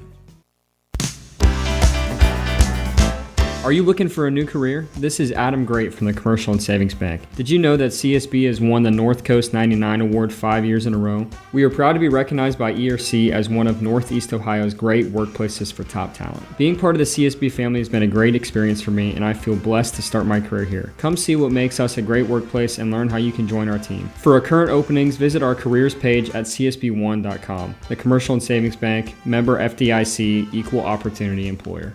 If you're looking for a fresh approach to pet nutrition, then it's time to go with Exclusive at TMK Farm Service. Every Exclusive formula is created with purposeful nutrition in mind, and high-quality ingredients that are good for pets. How's Exclusive different, you ask? Well, from exploring new and innovative ways to enrich the lives of pets, thorough research, quality assured and balanced nutrition, you can see why it's the perfect meal for your pet. Get Exclusive at TMK Farm Service, with 3 locations to serve you: Berlin, Sugar Creek, and New Bedford.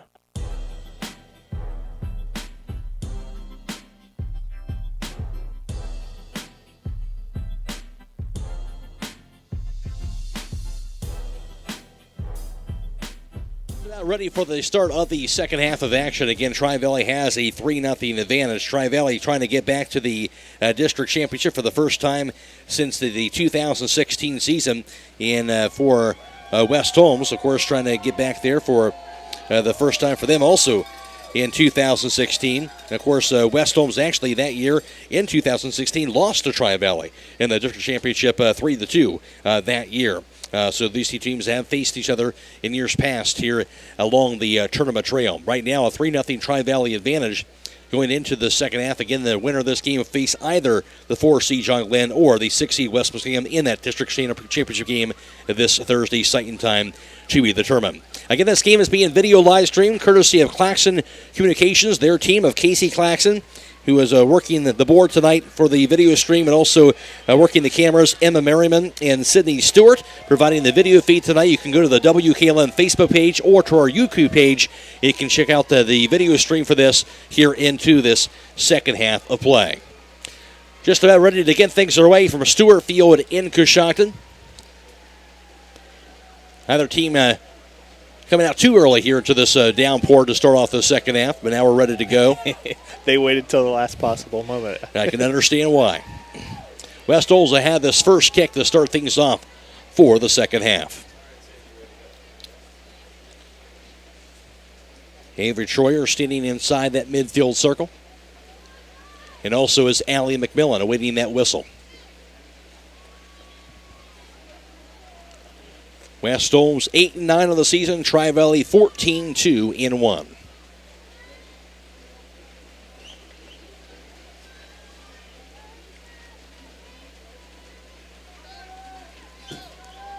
Officials checking everything. Now we're ready to go. There is the whistle. West Holmes are going from left to right offensively in the second half. McMillan working it inside to the offensive end and knocked away back near that midfield line.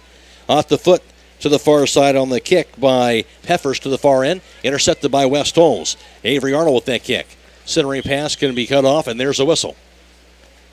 The officials changed their shirts at halftime. They were wearing green in the first half. Now they've got on yellow. They've wanted to stay dry. Yeah, I guess so. A little drier shirts, I suppose. For about another 30 seconds, probably. Yeah, not for very long. No. That kick rolls back to the near side of the field and rolls now finally across that touch. So throw in here for West Holmes on their offensive end. It'll be the throw in by Aviana Gooder. Rolls near the goal line and ricochets across the goal line off of McMillan, and it will be a goal kick for Tri-Valley. They're seventh here tonight. You look at the goal kicks, West Holmes 5, Tri-Valley has 7, so it isn't like it's been exclusively on one end of the field here tonight, right, Josh? Right. I think, West Holmes has had the ball in their offensive third for some of the game. Unfortunately, a lot of their shots were wide of the goal, not really on frame. Certainly. Yeah, ball rolls across that touch to the far side. Throw in for West Holmes. Ball knocked down. Centering pass. Going to be cut off here by Tri-Valley's Avery Dunn. Knocked back near midfield. Goes to the Tri-Valley offensive side on that strong kick. And racing after that ball. Tri-Valley going from right to left offensively. The foot on that ball going to be Nevaeh Peffers. Centering pass. Knocked the other direction. And here's the kick sent across the midfield line. Inside that circle, Avery Troyer getting after it to the far end of the field. Chased down defensively by Bailey Woods. And finally knocked across that touch. Woods will kick it away. Throw in for West Holmes. Ball thrown in. Chased down by Troyer. Her pass to the left wing goes over to McMillan. Knocked away, however, by defender Emma Pratt as it rolls across that touch. Throw in for the Lady Knights again. They're not taking any chances with McMillan. Every time she gets the ball, they just kick it out of bounds. They're right there, absolutely. Yeah. Ball kick near side of the box. Oh, here's a... Yoder going after it near the top of the box, but knocked away. Lob kick goes down to McMillan, backs it up. McMillan lobs it, and then her kick bounces it near the net, but a bit wide to the left and across the goal line. There's another one of those goal kicks that was right. A shot, maybe, but not really on frame. And it'll be the 8th goal kick for Tri-Valley. Here's the kick sent away by Yingling. Lobs it up in the air, but goes to the far sideline. Header, knocked down. Chasing it down, Ritchie for Tri-Valley. Rolls her pass near that 35-yard line. Inside the midfield circle. Pass goes near side. Now over to Avery Dunn. Rolls it into the Tri-Valley offensive side. Racing after the ball going to be Mia Halverson, however, near the top of the box. Yeah, luckily that scooted through pretty quick and gave Mia time to come off her line and gobble that up. Before Barclay got to that. Ball bounces inside that midfield circle. And a kick by Arnold. Ricochets back to the far side of the field. And finally, we'll go across the touch. West Holmes will have this throw. Yeah, Tri-Valley's made some pretty nice through balls tonight. That's how they've scored a lot of their goals. Certainly have. Ball thrown in. Avery Dunn has it. Now at midfield goes to Alicia Ritchie. And works into the offensive side. Tri-Valley now has it on the right wing. Working the ball in close inside the box. And it'll be cut off on that kick back to the right wing. A lob kick near the neck and goes wide to the right and finally across the goal line. And it'll be a goal kick for West Holmes. Their sixth of the night, their first of the second half. 3-0 Tri-Valley, 35 minutes to play in the second half as the rain continues to pour down hard here at Stewart Field, with their, of course, they have turf here at their football stadium at Coshocton. Ball bounces across that touch. Here's the throw by Bailey Woods. Lobs it near that 20-yard line. And a handball, I believe, that time on West Holmes. Yeah, I believe that was the call, handling. So, indirect kick for Tri-Valley. Got that 21-yard line on the Scotties offensive end. Alicia Ritchie with the kick. Lobs it high in the air, near the net, goes a bit wide to the left end and goes across that goal line. So going for that net, bit wide, it'll be a goal kick for West Holmes. It'll be their seventh now of the night. And again, Mia Halverson with this kick for West Holmes. Junior goalkeeper. Low grounding kick. Going to be there to get to it. Casey Ogie with that kick goes near side, but across the touch. Couldn't quite connect with her teammate and Avion Yoder. Now throw in by Tri-Valley's Lauren Cox. And now over to Avery Dunn. Works it near midfield. Dunn's pass. Now over to Ritchie. Ritchie in front of the midfield circle. Back over to Avery Dunn. Rolls it now high on the right side. The kick corralled now by Bailey Woods, who has it stolen away by Woods near that midfield line. Inside the midfield circle. Sent away on the kick into the West Holmes offensive end by Arnold. Strong kick for midfield, but he knocked back the other way by goalkeeper Allison Yangling, who sails it back across the midfield line. Chased down defensively for West Holmes was Josie Tisch. Bounces it inside that midfield circle. Cut off by the Lady Scotties. Arnold trying to steal away. She does so for West Holmes. Rolls her pass across the midfield line. Going to be deflected. Corralled to the near sideline. And by Lauren Cox with her kick. Back inside that circle. Goes over to Lexi Liddick for the Lady Scotties. Liddick works it into the Tri-Valley offensive side. Lobs her pass, goes over the head of Lexi Klotchbach. Too strong, and it'll be a offsides call on Tri-Valley. And indirect kick for West Holmes, their fifth of the night. 33.5 to play. Second half, 3-0 Tri-Valley lead.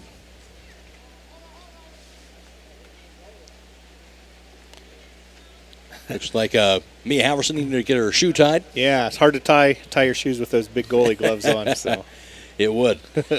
Kiara was there to help her out. That kick can be knocked down. Tisch with their kick. And she's down on the kick now by Arnold. Rolls inside the midfield circle. Cut off by Barclay. I wonder if she double knotted him. Yeah. Yeah, no doubt. Goes inside the circle. Chased down now by Bailey Woods. Her pass rolls a bit too strong near the top of the box, and now sliding grab by goalkeeper Mia Halverson. Smart for her to go to ground with this wet ball, wet field. Yeah, don't take any chances, and she'll bounce it on their punt to the midfield circle. Pass Arnold to McMillan. Knocked the other direction by Tri-Valley. Couple bounces here to their offensive end. Giving chase after the ball is going to be Peffers. Peffers inside the box. Her shot near the neck. Going to be grabbed by goalkeeper Mia Halverson. Went to her knees, and she got the keeper save. Yeah. That was Tri-Valley's first real shot on goal this second half. 8 for the night. The fifth keeper saved by Halverson in all. West Holmes has it the other direction on the near sideline. Ball knocked across that touch. Going to be off of the Lady Scotties. Off the leg of Marley Lavishak, their defender. Throw in by Aviana Yoder for West Holmes on their offensive end. Goes to Troyer. Ball knocked strongly across the touch by Tri-Valley. Again, about the same spot where Yoder will throw it in. Loss of the Troyer. Knocked back the other way by Labashak in midfield. Knocked up in the air now by Josie Tisch. Off the foot of Avery Dunn. Dunn works it inside the midfield circle. Rolls her pass to the opposite side of the field. Intercepted by Rodriguez. I should say by Callie Woods, and her kick to now Irwin to the far side. West Holmes working it. Rodriguez had it, knocked away, back into the Tri-Valley offensive end. Strong kick from midfield will be grabbed on the other side by goalkeeper Mia Halverson near the top of the box. She'll punt it away, couple bounces at midfield. And bounce near sideline. Going after the ball, Avery Troyer works it for West Holmes offensively. Her kick inside the box to be grabbed by goalkeeper and Tisch before Allie McMillan had a chance to get to that ball. Good opportunity, but it'll be Yingling will grab that for the goalkeeper to punt it away. Bounces it inside the midfield line. And stolen away by West Holmes in that kick. Good tackle there by Josie Tisch. Got to it. After that ricochet by Tisch over to Arnold. Right past Troyer. Knocked back to the near side. Troyer gets back to it on the right wing. Inside the box. Trying to work it around the defender. Gets her pass to the top of the box to McMillan. Now knocked away back near midfield. Crowd again by the Scotties. That pass in midfield goes over to Lexi Klotzbach. Stolen away by Tisch again. And her kick down the near side of the field. And Troyer can't get to it. Goes across the touch. During the 30-minute mark of the second half, 3-0 Tri-Valley. Here's the pass over to Klotzbach. And now over to Allie Barclay. Rolls it into the Tri-Valley offensive side. Breaking free is going to be Kiana Reynolds. Reynolds inside the box. Her shot into the net. Diving grab deflected away by goalkeeper Mia Halverson. There's another one of those great through balls. Absolutely. And a great punch-out save by Mia. Her sixth keeper save. Ball goes back near that midfield line. Tri-Valley with it. Working that ball is Tri-Valley's Bailey Woods trying to clear some room. Isabella going down. So Rodriguez went down. Foul call there. Tri-Valley getting physical there, but West Holmes going to get the benefit of that foul call. Their 14th direct kick tonight. We talked about the Tri-Valley being physical. Yeah, number 4 just got a yellow card. So getting the yellow card there going to be Bailey Woods. She'll check out after that shove. And West Holmes up to 14 direct kicks tonight. Speaks to kind of that physicality. Yeah. Clock stop with 29:20 to play second half. A 3-0 lead for Tri-Valley. There is an injury for West Holmes, so we'll take an injury timeout. This is girls district semifinal soccer on WKLM. This is Jim Smucker, president of Keim in downtown Charm, Ohio. When you're getting ready for guests to arrive, a natural thing you might do is clean the house. At Keim, we carry the Serena vacuum cleaner. It uses water to catch dust and dirt, which Keim think lumber plus so much more, including everything you need to build a house and fill it with memories. Visit us at KeimHome.com or stop. Luxury and off-road capability with the ability to carry 7 passengers. Stop out soon to see the Bronco and the Grand Cherokee L at Village Motors in Millersburg.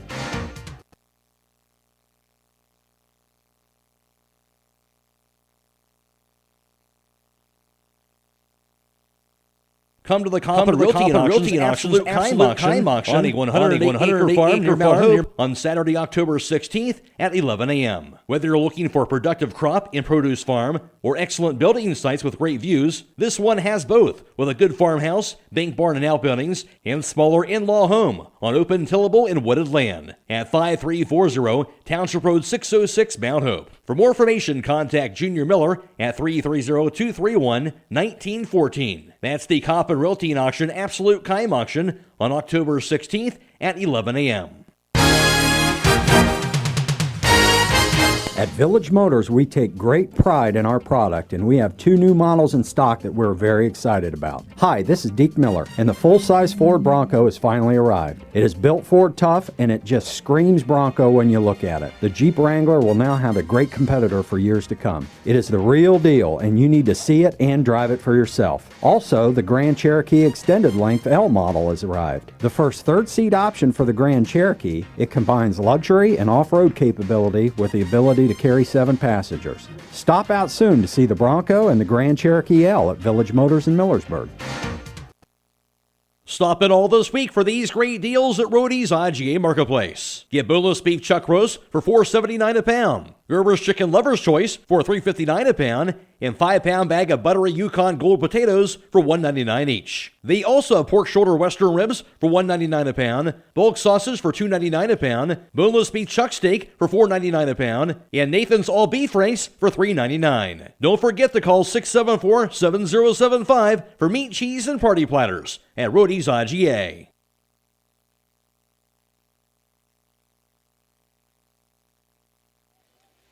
Play is back underway after West Holmes got a corner kick. Ball played on the Tri-Valley offensive side, and then it'll get called for a push. Will the Lady Scotties? West Holmes going to have a direct kick the other way. They're 15th of the night. Again, this game being video live stream courtesy of Claxon Communications, their team of Casey Claxon, Emma Merriman, and Sydney Stewart here for the second half on the WKLM Facebook page or on YouTube if you want to search for that, as well as on FM 95.3 and WKLM-FM.com. 3-0 Tri-Valley lead as we get to the 27.5 mark of the second half. West Holmes going to have this throw at midfield. Aviana Yoder, the throw. Ricochets back near the midfield line. Yoder chases it back down. Gets her pass off over to Casey Ogie. Knocked back inside the circle. Now corral here for Alicia Ritchie for Tri-Valley. Rolls it back to the far side of midfield. Here's the kick sent away by Savannah Rexroad. And back at midfield on the kick. Centering pass into the offensive end. Gets it over to Lexi Klotzbach.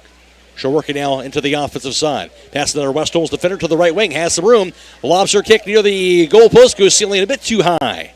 And over the goalpost will be a goal kick for West Holmes the other way. But an opportunity offensively that time for Tri-Valley.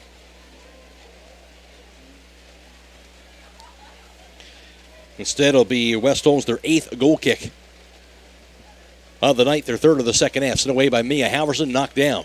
Intercepted by Tri-Valley. A kick right back near the net. Goes bouncing wide to the left and across the goal line. And now the 9th goal kick for West Holmes.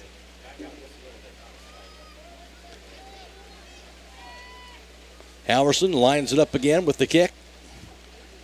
Lobs it. Takes a bounce here. Knocked down off of Avery Arnold. Ricochets near sideline. Here's the kick by Tri-Valley's Avery Dunn. Gets it over to Allie Barclay. Kick goes into the offensive end. Now on the right wing goes to Lexi Liddick.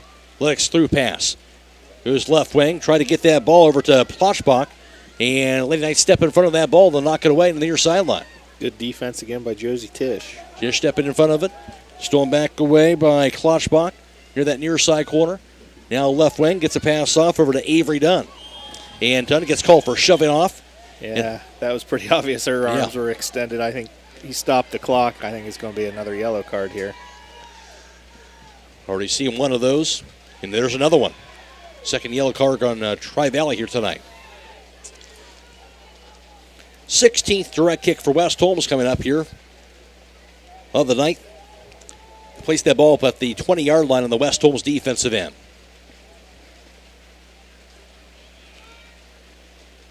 Clock stop with 25 minutes, 41 seconds to play in the second half. Here's the kick will be sent away. Passes it to the near side of the field, and another foul being called on Tri-Valley. And West Holmes will work it up near that, just past the 40-yard line, near the 45 on their defensive end. Little warning here by the official, it sounded like. Yeah, I think he's trying to make sure he is in control of this one. And Callie Woods again will have the kick for West Holmes. The sophomore with the kick across the midfield line goes over to McMillan.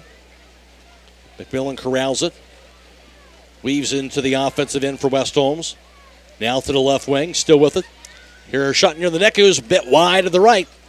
As Troyer also going near that net, but a bit wide as it rolls across that goal line. A nice opportunity there for West Holmes. Yeah, Troyer made a nice run to that back post and just couldn't get there in time. Tri-Valley with their 9th goal kick tonight, their 4th of the second half. 24-40 and counting. 3-0 Tri-Valley, scoring all 3 of their goals in that first half. Yangling lobs it in the air. Couple of bounces here. It goes bouncing past Klotzbach. Chases it back down. She'll knock it down the near sideline. And before she was able to get to it, Nevaeh Peffers, it went across that touch. So West Holmes is going to have this throw.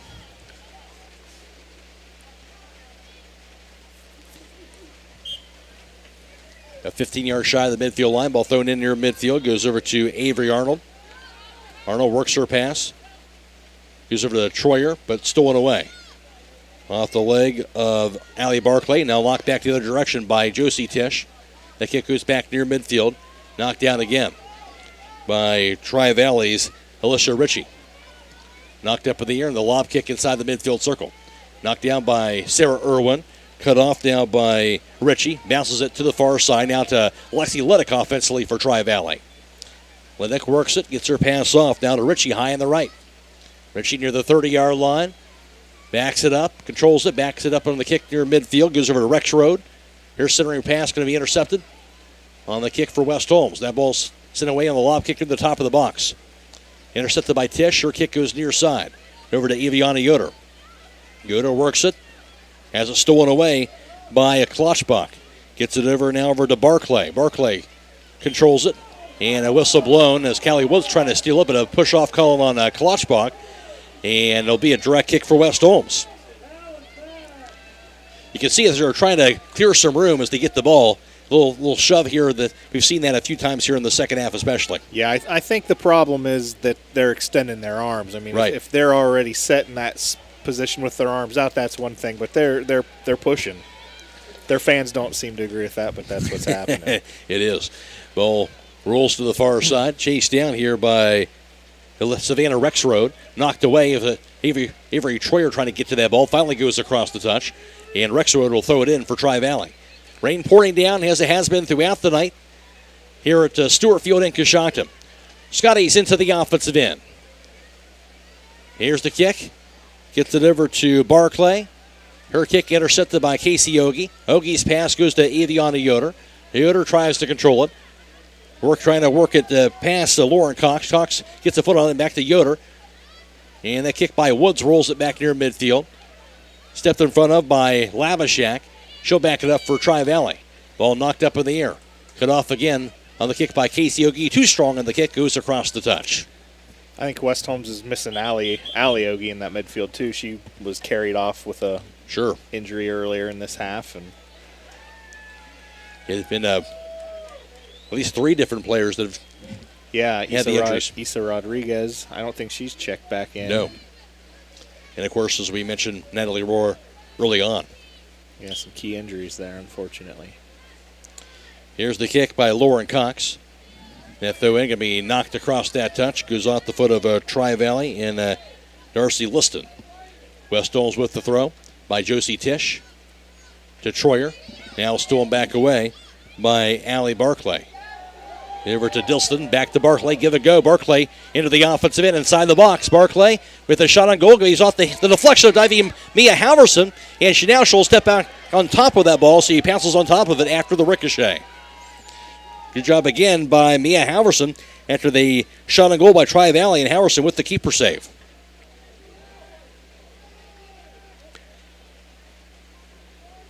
Now I'm not sure here. Got a indirect kick here.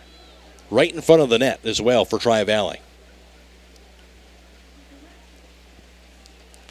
Yeah, there's, not 10 yards to give. No. It's interesting. It's about 5 yards in front of that net. Everybody's trying to fill the net. Obviously, Tri-Valley's going to play it short here. So West Holmes, you mentioned that wall in front of the net? Yeah, get your hands behind your backs, girls.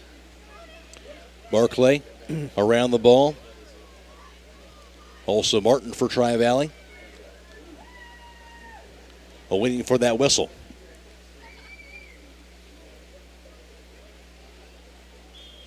There it is.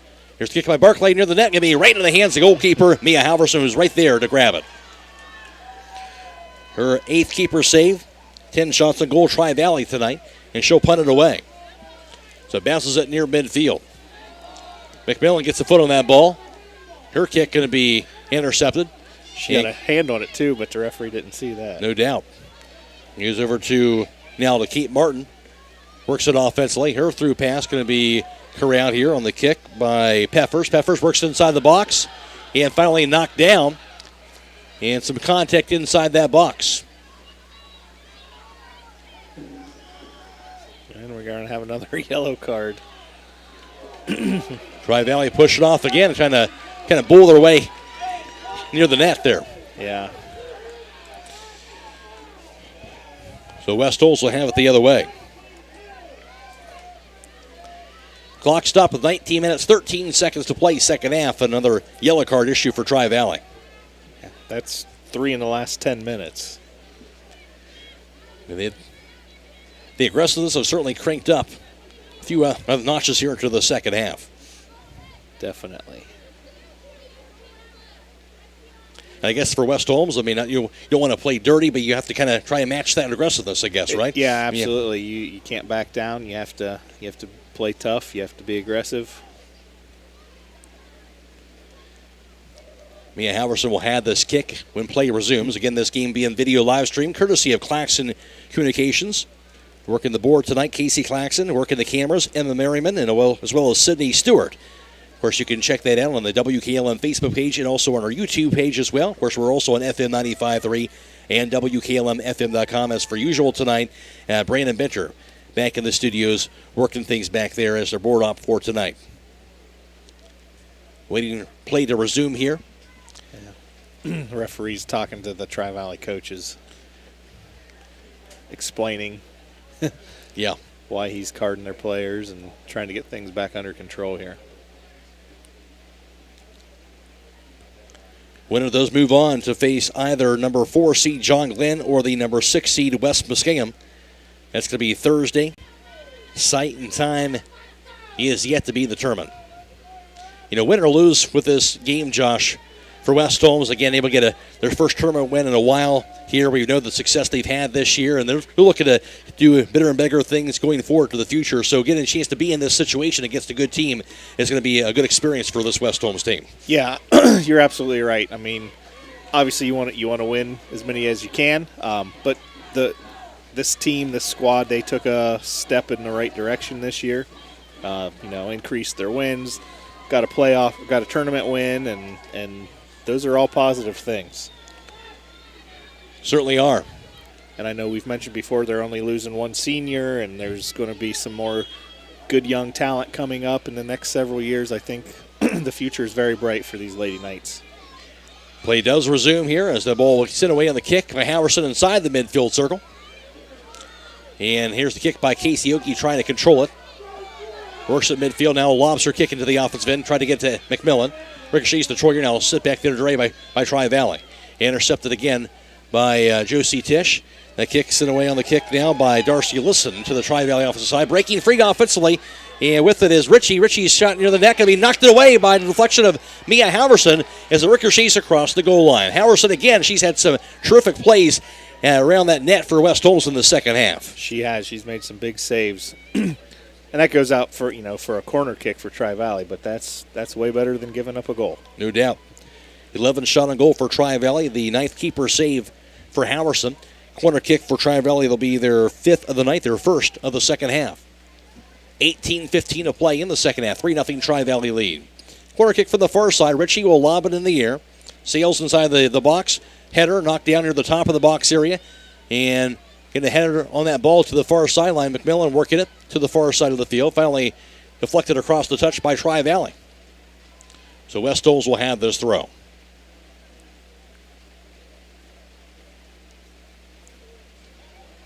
$17:50 to go. West Holmes trailing 3-0. Throw in, knocked down. Centering pass, knocked up in the air by Casey Ogie. Takes a bounce. Knocked back inside the box, and it'll be scooped up by Mia Halverson before anybody else gets a foot on that ball for the Scotties. Halverson punts it away. Bounced inside the midfield circle. Right over the head of McMillan. Knocked over the air, a leaping header by Arnold. Into the offensive end with the ball. Offensively going to be Kara Reynolds. Reynolds inside the box, and ball knocked away in front of that box area. Was that Woods? I believe Callie Woods played some strong defense there. Good job by Woods to get to that. Now ricochets to Lennox to that far side corner. Lennox on the right wing. Gets her pass off over to Barclay. There's a whistle. He's stopping the clock again.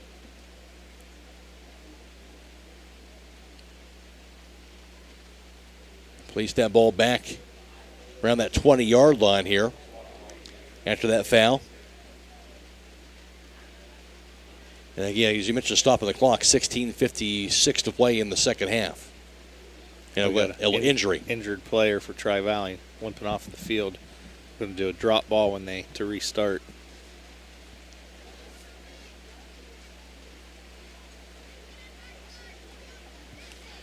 Ball right at that 20-yard line on the Tri-Valley offensive end.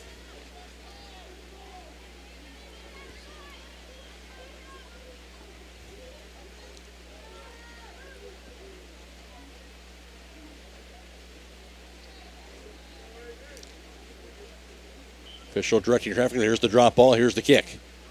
Bounces down to the left wing. Breaking free inside the box. Going after the ball for Tri-Valley was Kate Martin. She was offsides. Offside. So West Holmes with the indirect kick, their sixth of the night. 16:40 to go. McRae alongside Josh Wingard here for tonight's broadcast. Girls District Semifinal Soccer from Stewart Field in Coshocton. And the kick's it away. Low grounding kick. Sent back the other way by Kate Martin. Now corralled on the kick by Josie Tisch. Deflected up in the air. Off the bounce of Kira Reynolds. Now the Martin who gets a foot on that ball. Her centering pass will be chased down and corralled on the kick by Darcy Liston. Ricochets back inside the box, but there to get to it and knocked the other way off the foot of goalkeeper Mia Halverson back near midfield. And they'll be chased down now by Savannah Rexroad. Knocked back near midfield for West Holmes. Cut off again by the Scotties. Here's a kick by Rexroad down the far sideline. That pass goes over to Darcy Liston. Give and go now on the right wing over to Liddick. Works it inside the box. Little cross opportunity. That kick goes sailing off the top of the goalpost. Ricochets off the goalpost. Now to the opposite side of the field. So that ball hitting right at the top of that goalpost. Goalkeeper's best friend. No doubt. Sometimes the worst enemy. So West Holmes will take it the other way now. Avery Troyer unable to control it as it goes across the touch. Right near midfield. Throw in for Tri-Valley. 15-15 in counting to play. That throw in by Lauren Cox. Now to Avery Dunn. Cut off again by West Holmes. The kick over to Kate Martin, who has it for Tri-Valley, who works it along that goal line. Looking for a cross, and going to be cut off again by Woods. Her kick near side to Aviana Yoder, who knocks it across the touchline. So throw in for the Scotties from that near side corner. Lobbed inside the box. There's a header. That kick over to Yoder again. That kick goes left wing. Now it's for Tri-Valley's Allie Barclay. He lobs it up in the air. And that goes wide to the left and across the goal line. So goal kick for West Holmes. And this will be their 10th of the night. 5th of the second half. Halverson to do the kicking. Lobs it near side.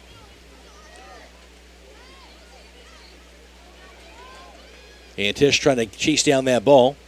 Knocked back to the near side of the field by Callie Woods. And Tri-Valley trying to keep it in play. Over to Kate Martin. Battled and stolen away by the Lady Knights on the kick by Aviana Yoder. Rolls it back near midfield. Getting to it, Allie McMillan. McMillan going down. She'll be tripped up by Marley Lavishak. Direct kick for West Holmes now. Their 20th of the night. Ball placed at the 35-yard line on West Holmes' defensive end. Ball sent away on the kick by Avery Arnold back near midfield. Intercepted by Tri-Valley on the kick now to Lexi Klotchbach. Into the offensive end, off to the races now. With it is Allie Barclay. Here shot into the net can be grabbed on the keeper save again by Mia Halverson on that shot on goal by Barclay. 10 keeper saves by Halverson, 13 shot on goal by Tri-Valley. Short punt goes near the 35-yard line, again knocked down. That kick by Josie Titch. Another blatant push by Barclay as West Holmes goes down. And I think he's pulling out that yellow card again. Sure is.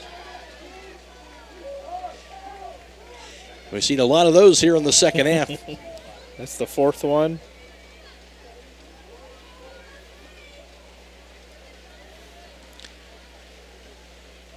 $13:09 to play, second half where the clock is stopped. 3-0 Tri-Valley.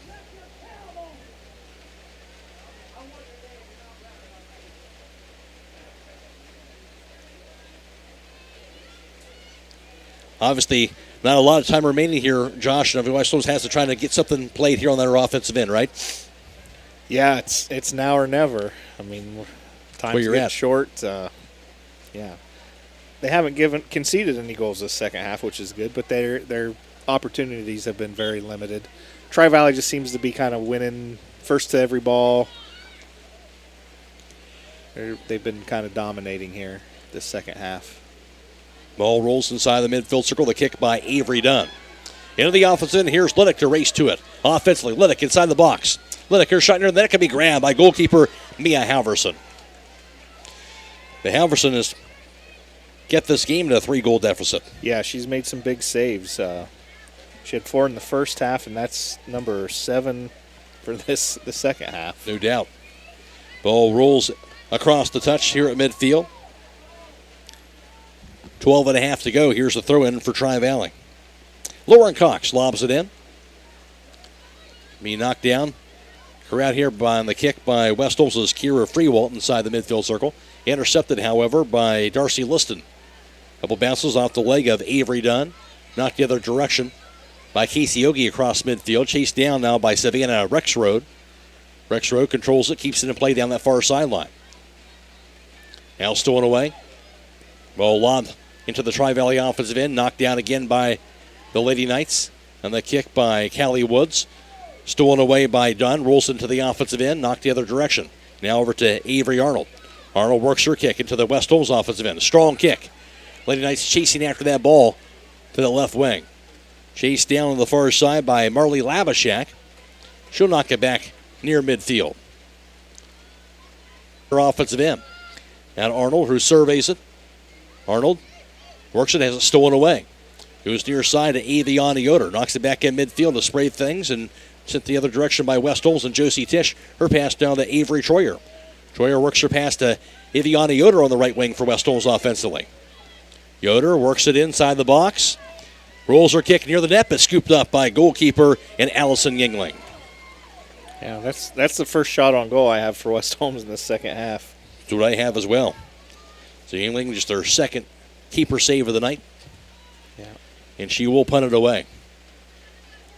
Bounces inside that midfield circle. And there to get to it at midfield going to be Kira Freewalt. Intercepted now by Alicia Ritchie. Rolls into the offensive end. Liddick racing after that ball. She'll get to it offensively. Liddick on the right wing. Her cock to the shot near the top of the box and get a pass off over to Reynolds. And Tisch stepping to the front of that ball. Knocked up in the air on the kick by Dunn. Deflected away near the right wing of the penalty box down to Liddick. Her pass goes over to Ritchie. Ritchie's kick. Knocked the other direction again. Off the ricochet off of Avery Arnold to the far side corner. Finally goes across the goal line. Good defender play, but it'll result in a corner kick for Tri-Valley. Yeah, a lot of deflections there. West Holmes players staying goal side and being able to deflect the ball away. Sometimes you kind of have to sacrifice your body a little bit on those close shots, right? Yeah. Saw a lot of girls kind of jumping in there and turning their bodies to hit their backside. And sometimes that's all you can do. Six direct kick tonight. I should say corner kick, excuse me. 6 corner kick for Tri-Valley tonight, coming from that far side. Here's the kick. Ritchie lobs it near the top of the box. Now to the left wing. It'll be knocked down by Alexi Klotzbach against the host of West Holmes defenders. Pass behind her. Gets it over to Lauren Cox. Lobs her kick inside the box. Ricochets and near Reynolds, but a step in front of that ball is going to be the kick by Irwin, who knocks it across the touchline. Yeah, good job by Sarah just to get it out of there. 9:20 to go. Rain pouring down as it has throughout the night here at Stewart Field, but a 3-0 Tri-Valley advantage. Ball thrown in. Irwin knocks it down inside the box. And finally a kick goes off the hands of goalkeeper Mia Halverson as Tri-Valley got a shot off on that. The Halverson there to corral it for the Lady Knights.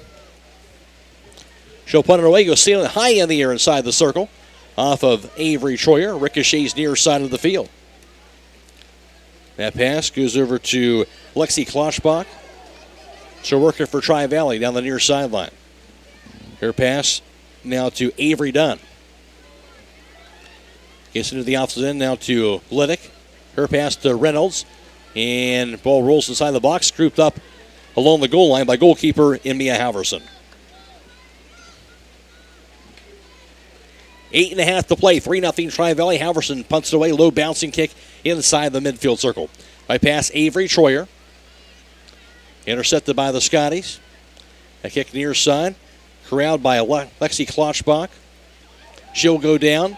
Rolls across that touch. Throw in now for West Holmes. And throw in for Josie Titch. Titch, the sophomore, lobs it in. Header near side by the Lady Scotties in Avery Dunn. West Holmes will have this throw. Tish lobs it in to Troyer. Avery Troyer. Her pass to Aviana Yoder. Cut off on the kick now by Labashak. And battling for the ball, Avery Arnold gets called for the push on Avery Dunn. And it'll be a direct kick the other way for Tri-Valley. Their 5th of the night, their first direct kick of the second half.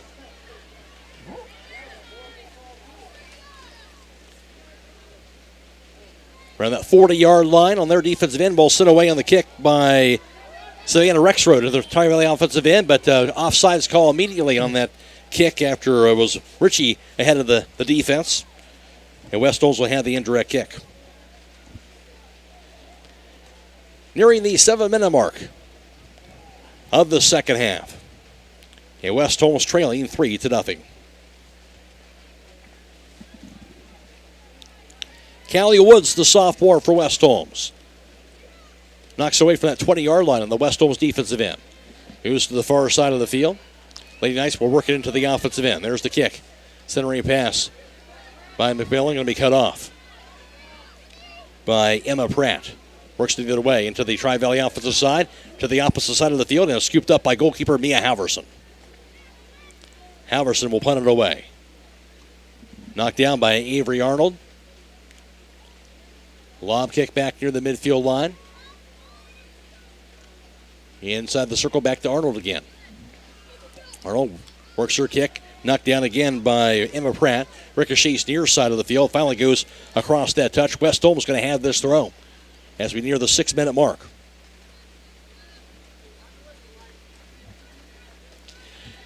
You mentioned just the 2 shots on goal, the 1 in the second half. West Holmes, again, they've had some other offensive opportunities, just haven't gotten a lot of clear shots on goal here tonight. Yeah, just not able to find any kind of rhythm or consistency tonight. I think that's probably a tribute to Tri-Valley's defense.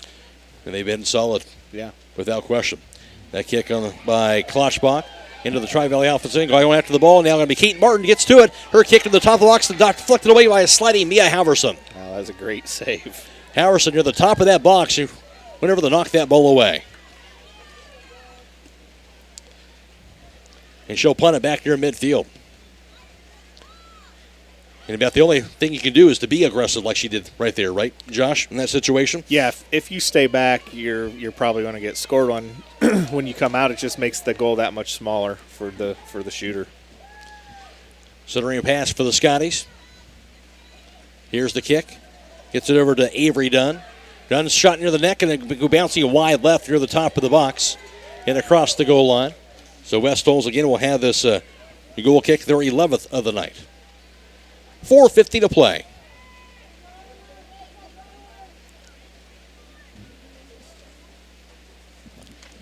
And Halverson with their kick goes to the far side of the field. And the kick's away by Callie Woods. Bounces it near the midfield line. Chased down the midfield by Emma Pratt. Has it stolen away by Troyer. Finally knocked across the touch by Pratt. West Holmes will have this throw into their offensive end. Ball thrown in. Goes to McMillan, tries to turn the corner around the far sideline, knocked across the touch again. Going in again. Over to McMillan, backs it up. The kick goes sailing high in the air near the top of the box. Avery Arnold with it, knocked away from her as it rolls back near that 30-yard line. Over to Avery Dunn. Inside the midfield circle now, back to Ritchie. Her pass goes into the offensive end. Racing after the ball, going to be Kate Martin, but grabbed instead by goalkeeper Mia Halverson. 3:45 to go. 3-0 Tri-Valley. Ball bounces on that punt inside the midfield circle. Over to McMillan. Kick knocked down. Hard kick deflected off of the Lady Knights near side of the field. Probably stings a little bit in the cold and the wet. I think so. off of Avery Arnold. And now battling for that ball, Aviana Yoder keeps it in play. Goes to Josie Tisch. Her kick goes off of Tri-Valley and Avery Dunn across the touch. That throw-in goes over to Casey Ogie and knocked the other way by Dunn. Goes rolling into the Tri-Valley offensive side toward that near side corner. And finally knocked across the touch. Apparently that'll be off of Tri-Valley. Now throw into Aviana Yoder. Yoder working it against Klotzbach. That kicks it away, knocked down. Now corralled here by Ritchie.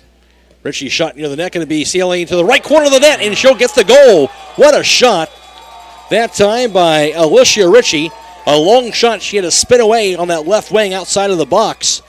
And I wasn't sure she had a chance to really knock that one in. She found that upper right corner of the net. Yeah, she got her hips turned around and knew where she was at on the field. And, boy, she found that upper 90 of the goal. Alicia Ritchie. That was a nice strike. They've had a number of opportunities in the second half, and great keeper play by Howerson has made it 3-0, but that time not a whole lot stopping on that one, on that play. That was good placement, lots of power. That was just put where, most goalies aren't going to be able to get to that. That is her 23rd goal of the year to lead this Tri-Valley team in goals scored this year. 4-0 Tri-Valley in command with 2.5 to play. Ball kicked to the other end, to the West Holmes offensive side, but there to race it down and grab it, Allison Yingling, before Allie McMillan had a chance to get a foot on that ball, and she'll punt it away. Bounces at midfield over to Lexi Klotzbach. She'll corral it. Backs it up. And that pass going to be off the foot of Allie McMillan, stolen away by Marley Lavashak. As it rolls down to the far side, intercepted by West Holmes, and that kick back to McMillan. Working against Lavashak, who steals it away. And she'll knock it across the touch. That's kind of the theme. You talked about it at one point when McMillan gets that ball. They're a good job of just knocking it away and just kicking it across the touch. They don't want to mess around with her. They don't want to take their chances. They'd rather just knock it out of bounds and get their defensive shape and get it out of there. And that time again, rolls just inside the box, but knocked away by Lavashak across the touchline toward that far side corner.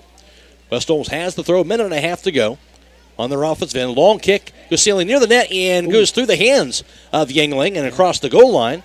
But it will be a corner kick for West Holmes. I thought that looked dangerous when it left her foot. Yes. And she bobbled it, and boy, right there in the corner of the goal. Third shot on goal for West Holmes tonight. Third keeper save, but also West Holmes their third corner kick tonight. Comes from the far side of the field with 1 minute to go. The kick, lob near the top of the box. Knocked down by Liddick. Getting a foot on that ball, Casey Ogie. Ball kick by Avery Troyer, deflected away by Liddick to the far side of the field. That kick sent back to that left wing.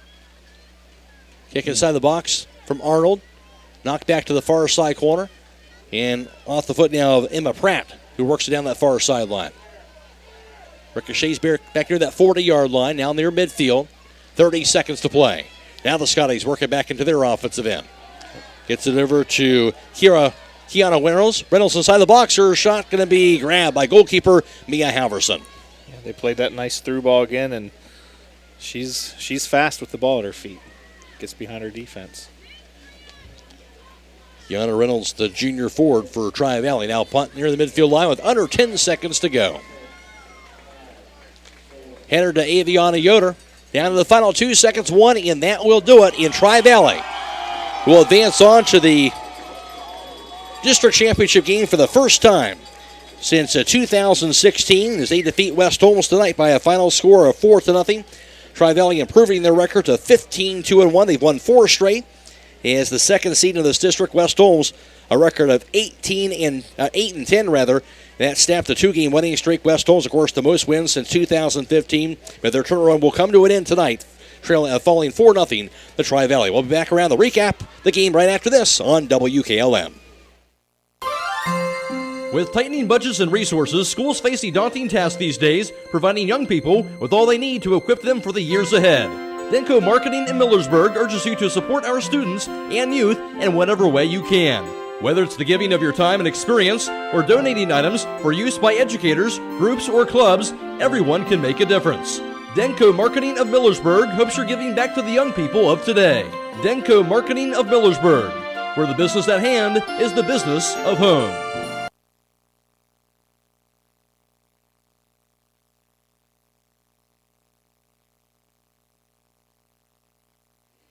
It is a final in girls Division II district semifinal soccer from Stewart Field in Coshocton on a rain-plagued night. It's Tri-Valley who gets the better end of West Holmes. They win it 4-0 over the West Holmes Lady Knights. Most of the scoring came in the first half. The first goal being scored with the 32-minute, 42nd mark of the first half by Allie Barclay. Her 7th goal of the year gave Tri-Valley a 1-0 lead. Then Lexi Klotzbach at the 30-minute, 52-second mark of the first half.